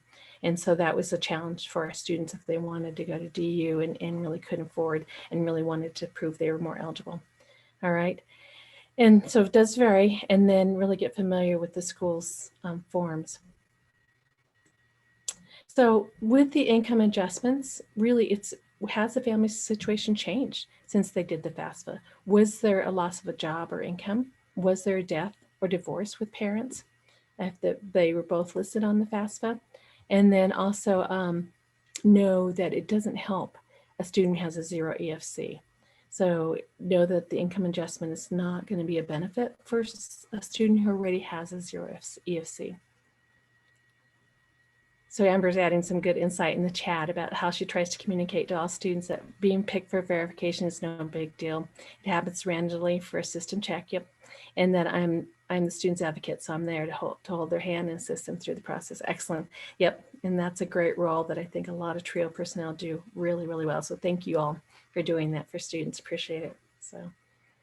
And know that with professional judgments, the schools can reduce the expected family contribution, which can make a student more eligible for more Pell Grant. Again, if it's 0 EFC, there's no increased eligibility there. They can also increase a student's cost of attendance. So not only just tuition and fees and miscellaneous, but they can also add to the student's costs for dependent care or child care. They can also add if they have extraordinary medical expenses that they need to cover to stay healthy, or if they have other higher direct or indirect expenses because of their major or their living situation. So know that students can use it's a budget appeal is what they're called. work with the school to increase for more funds to support their education. Do know that it usually means more loan. So I often work with students in figuring ways that they can cut their costs rather than asking for increases. So we try to do both to see what works out best for the student. All right, so with the changes in dependency status, these are often called an independent appeal or an IA. They're usually students who have experienced severe abuse, physical, sexual, emotional abuse by family members, and they would cause harm for them to try to get the parental or family information for the FAFSA. Or it could be a student who has no way to contact their parents, or they've been abandoned by family members. And know that each school handles this differently, and then typically it's a specialized appeal and they need third-party documentation. And typically TRIO personnel, especially for a pre-collegiate program, often provide letters of support on letterhead that really indicate that the student is in fact on their own. And then what this does, and they do this before they do the FAFSA, it allows a student to complete the FAFSA as an independent student. No family information is needed at all. All right, so before we move on to the exciting changes for 23-24, any questions or other comments on verification or professional judgment?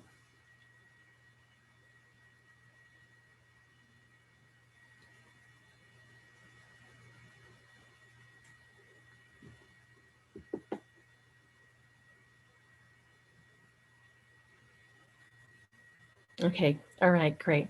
I don't mind waiting to make sure people have a chance to think of questions, or if you're typing them in the chat, to make sure you have a chance to do that as well. All right, so we're real excited. NASFA has let us know some of the changes that are coming for 23-24. And again, like I said, that sounds like such a long way away, but the FAFSA for 23-24 will come out October 1st of 2022, which is less than 18 months away. So it's literally right around the corner. So what they're wanting to do is really reduce the number of questions. Right now, there's about 108 questions on the FAFSA, kind of at the most a student could fill out, and they want it to get down to at least 36. Can you imagine? EOC, you can do, or any of us can do a FAFSA within probably 10 minutes, probably not that low, but it could be very, very quick.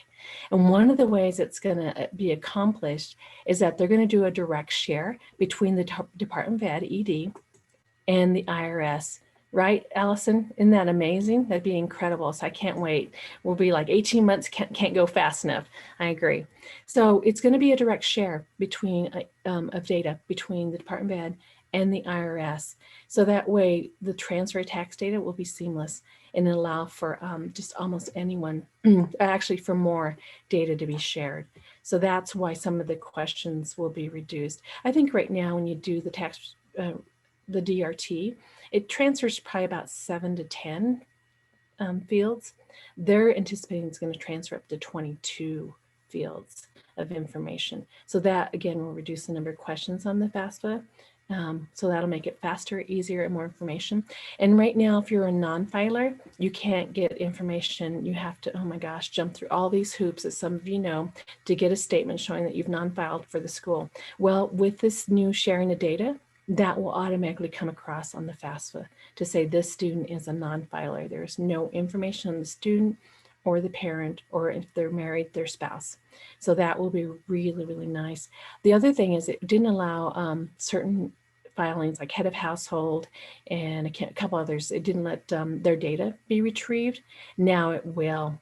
So head of household and others will have their data be retrieved as well. So that'll really reduce the number of students that you'll have to manually enter the tax information, and it'll be accurate, therefore more than less likely to be selected for verification.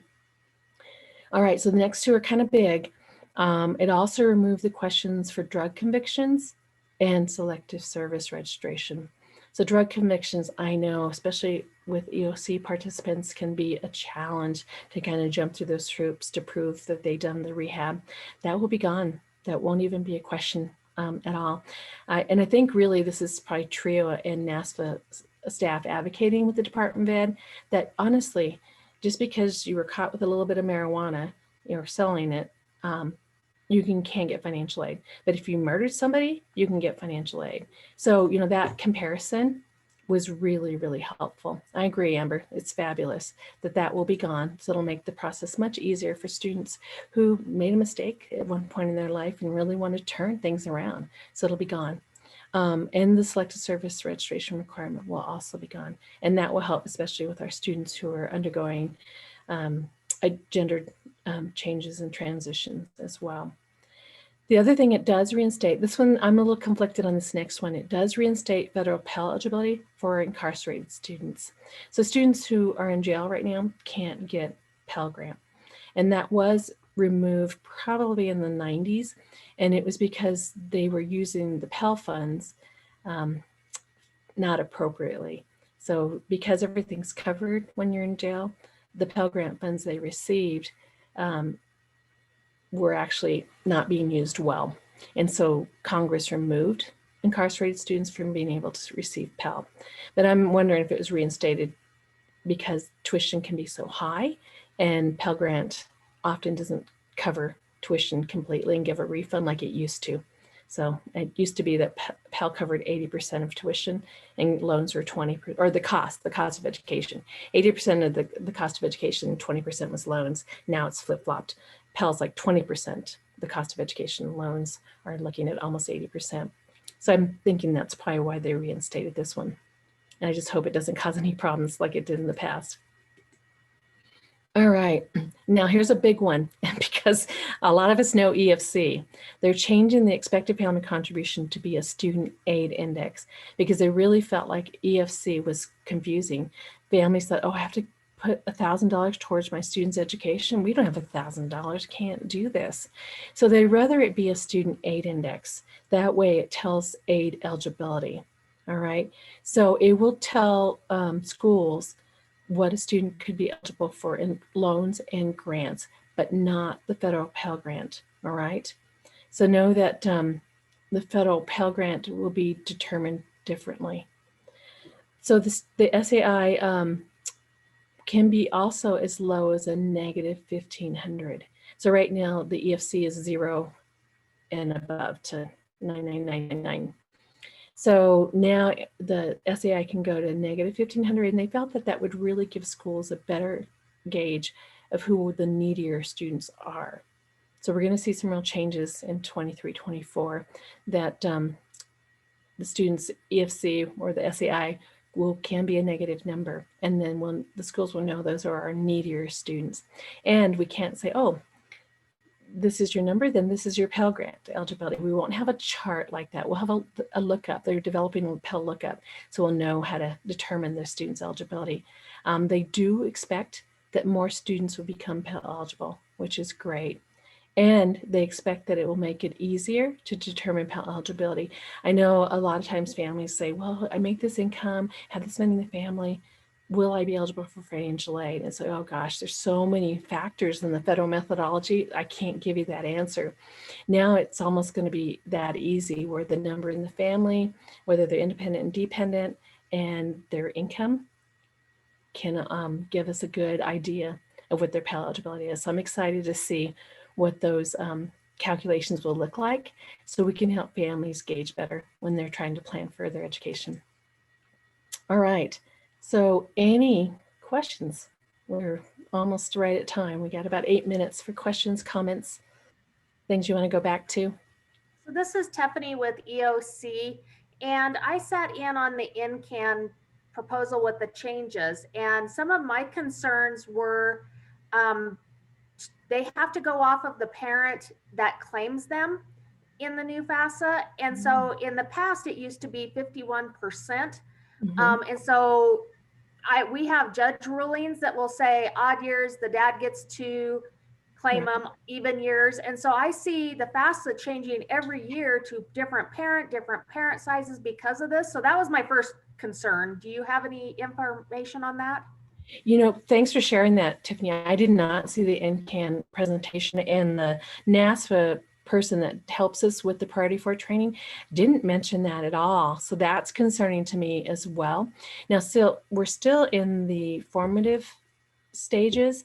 So this is a time that we can give them feedback and talk about the impact of that, because it was always so nice to say it doesn't matter who claims them, because divorce decrees can be so different. One year one person, one year the next. Some don't indicate at all.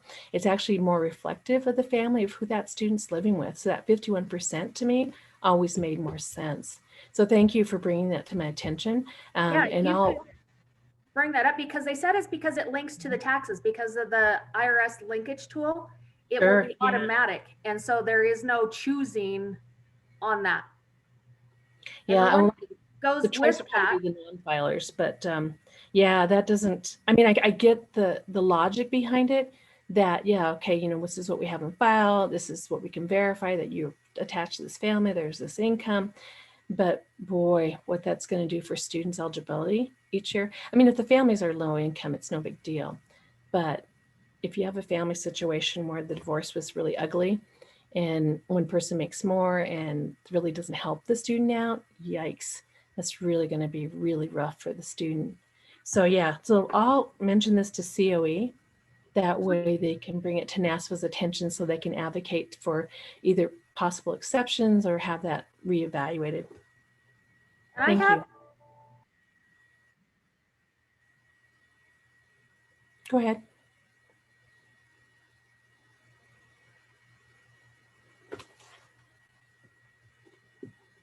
We might have lost the person who was just going to say something, or we may have, you may be on mute.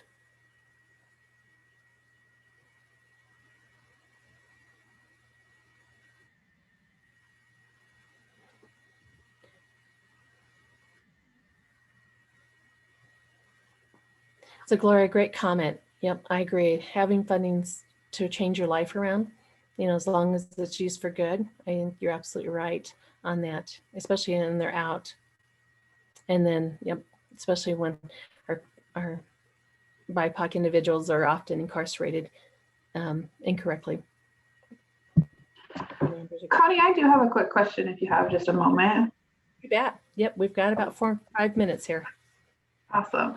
So I've recently come across a student who has received the Daniels Fund. And in contact with a Daniels person, they indicated that the Daniels person told them that their EFC, let's say it was $5,000 or $5,000, that they needed to come up with the $5,000, but they couldn't use scholarships towards that $5,000. And I just want to get your feedback on that. Is that the case when you're receiving the Daniels Fund, that whatever your EFC is, that's how much you're going to have to pay for college and you can't use scholarships for that? Yeah, what happens with the expected family contribution, this will probably be the other blessing of having the SAI, is that it'll be a little more reflective of what, because really the expected family contribution is just more of where do you fall on the scale of need and kind of how it helps financial aid offices ration out the money. But where it comes to be a detriment is in a situation like this, where the student fell in the $5,000 range. Well, we know that family can't come up with $5,000. That's just a number. It's not a real number the student has to come up with. So unfortunately, what the financial aid office has to do is say, okay, here's your cost of attendance. We take away the $5,000 family contribution. So if the cost of attendance $20,000, and they say that family contribution is $5,000, that leaves $15,000 that can be awarded in grants and subsidized loan and work study and scholarships.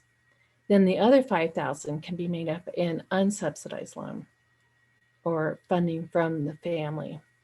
So it's not only Daniels, it's other programs as well, and other scholarships that the student, especially when they submit the scholarships to the financial aid office, those will replace subsidized loan, work study, and other grants. Some schools have the free money in, free money out rule.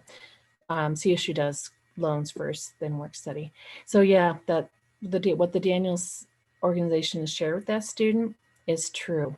Now, if the student has suffered a loss of income or the death of divorce, it'd be good to reach out to the school and talk to them about a professional judgment to see if that expected family contribution can come down. And that way, then that gap can be filled more by the Daniels Fund because I know the Daniels Fund meets the gap that's left over with financial aid. So then that way the expected family contribution, or that 5,000, reduces to maybe 1,000, and it's more realistic for the family to cover that through their own funds, unsubsidized loan, or maybe even a parent loan.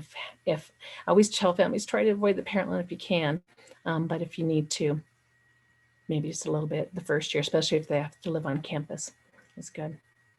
So yeah, unfortunately, the way the EFC works right now, they typically can't use other scholarships the way the funding works. So they're correct in that recommendation. All right, This is so Morgan. Tiffany. Oh, okay, go ahead, Tiffany. I just had one last question, and I could always email you these. I've actually got a couple. The other change was that they have to claim their parents. So for an independent student, once they're 24, they're saying now that if they're claimed on their parents' taxes when they're 24, they have to still be a dependent. And so it's basically making an independent student 26 before they get to be off. And so that was the second question. The other question was, it is that I heard that they're going to have to now do the business net worth in the FAFSA, which for our farm kids, having a farm net worth. I mean, my husband's a farmer. We have, roughly $500,000 in assets, but we can't sell our tractor to send my kid to school. And so they're adding that back in, is what we were told. And so anybody with a business with less than 100 employees, that question gets deleted and is now just saying, what is your business net worth again? So those were two questions if you had information on.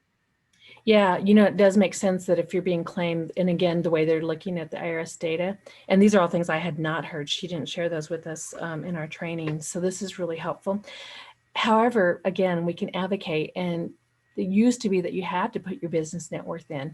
So individuals, farms, and businesses weren't eligible for financial aid. But a congressman from Colorado actually was instrumental in getting that if you have less than 100 employee rule on the FAFSA instated. So this is an example of how we can advocate either through COE or through our Congress people to have these things kind of compensated for or adjusted or exceptions made. So this is great, Tiffany. I appreciate you giving us the heads up on this as well. Yeah, and I've already taken it to COE. I took it to Angela, but it was before policy. And so I'm assuming that they just haven't got to look at it yet because they were in the middle of policy seminar. So, but I think the more people that we have asking these questions will help us advocate also of why this could really, because I see it really hurting our students in Wyoming. Yeah, all right. Especially, well, Colorado too, especially our rural areas. So yeah, and again, you're right. The more they hear it from different voices, the more kind of grassroots movement and power will happen. So yeah. So I think Gloria asked this question, or maybe it was Morgan. It's kind of scrolled down for me on the chat. It's Morgan. So you have a students getting married. The financial aid office now has a discretion to change the FAFSA. It used to be that at this point in time, if you're not married and you submit your FAFSA, you have to stay that year as unmarried. But now that's not the case. The financial aid office has the discretion to change that to married. What I would do first is talk to the financial aid office, because some financial aid offices will change the student to married and independent. Some won't. So I would talk to the financial aid office first of what the schools are going to. And if they'll change it after the fact, that's great, because at least the FAFSA's in, they have the information that can move forward. Or if they won't let you send it in as married until they're married, but they'll find out what the school does as far as whether they will change it after the fact or not. Because if they change it after the fact, you're fine. If they don't, then that's going to be a tough decision on whether to submit the FAFSA or not for the student, because if they don't change it, they'll have to stay as dependent for the year. And then the following year, they can be independent with just their information and their spouse's information. And again, we have a lot of our TRIO students that their EFC is going to be low anyway. It's going to be 0, whether they're dependent or independent. So I often tell students, you know what, it's not going to matter. You're already at 0. And the FAFSA forecaster, that's still a tool right now. It's going to go away. It's being phased out. But the FAFSA forecaster can tell you that. Or if they already did the FAFSA, it can tell you if they receive 0 with their family information. It's not going to matter. whether they're married or not. So, yeah. All right, so we are over. I apologize, Allison and Paul, but definitely, like Tiffany mentioned, if you would like to email me questions or, give me a call, definitely feel free to do that. Thank you so much, everybody. Appreciate it. Thank you, Connie. Thank you, everyone, for joining us for Workshop 1. We will have the recordings and presentations to you shortly, so keep an eye on your email for that. And we look forward to having you all again next week for Workshop 2, Stand Tall with Trio, at 10 a.m. on Friday, April 16th.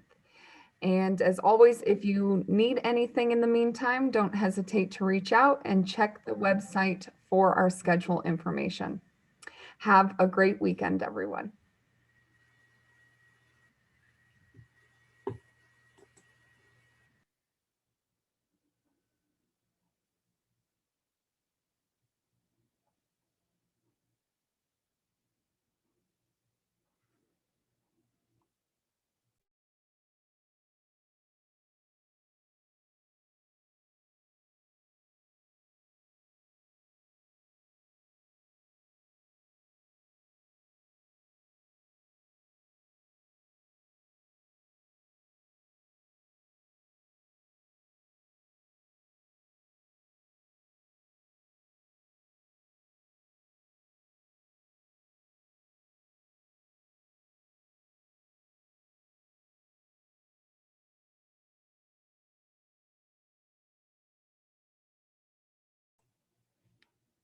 Good, guys?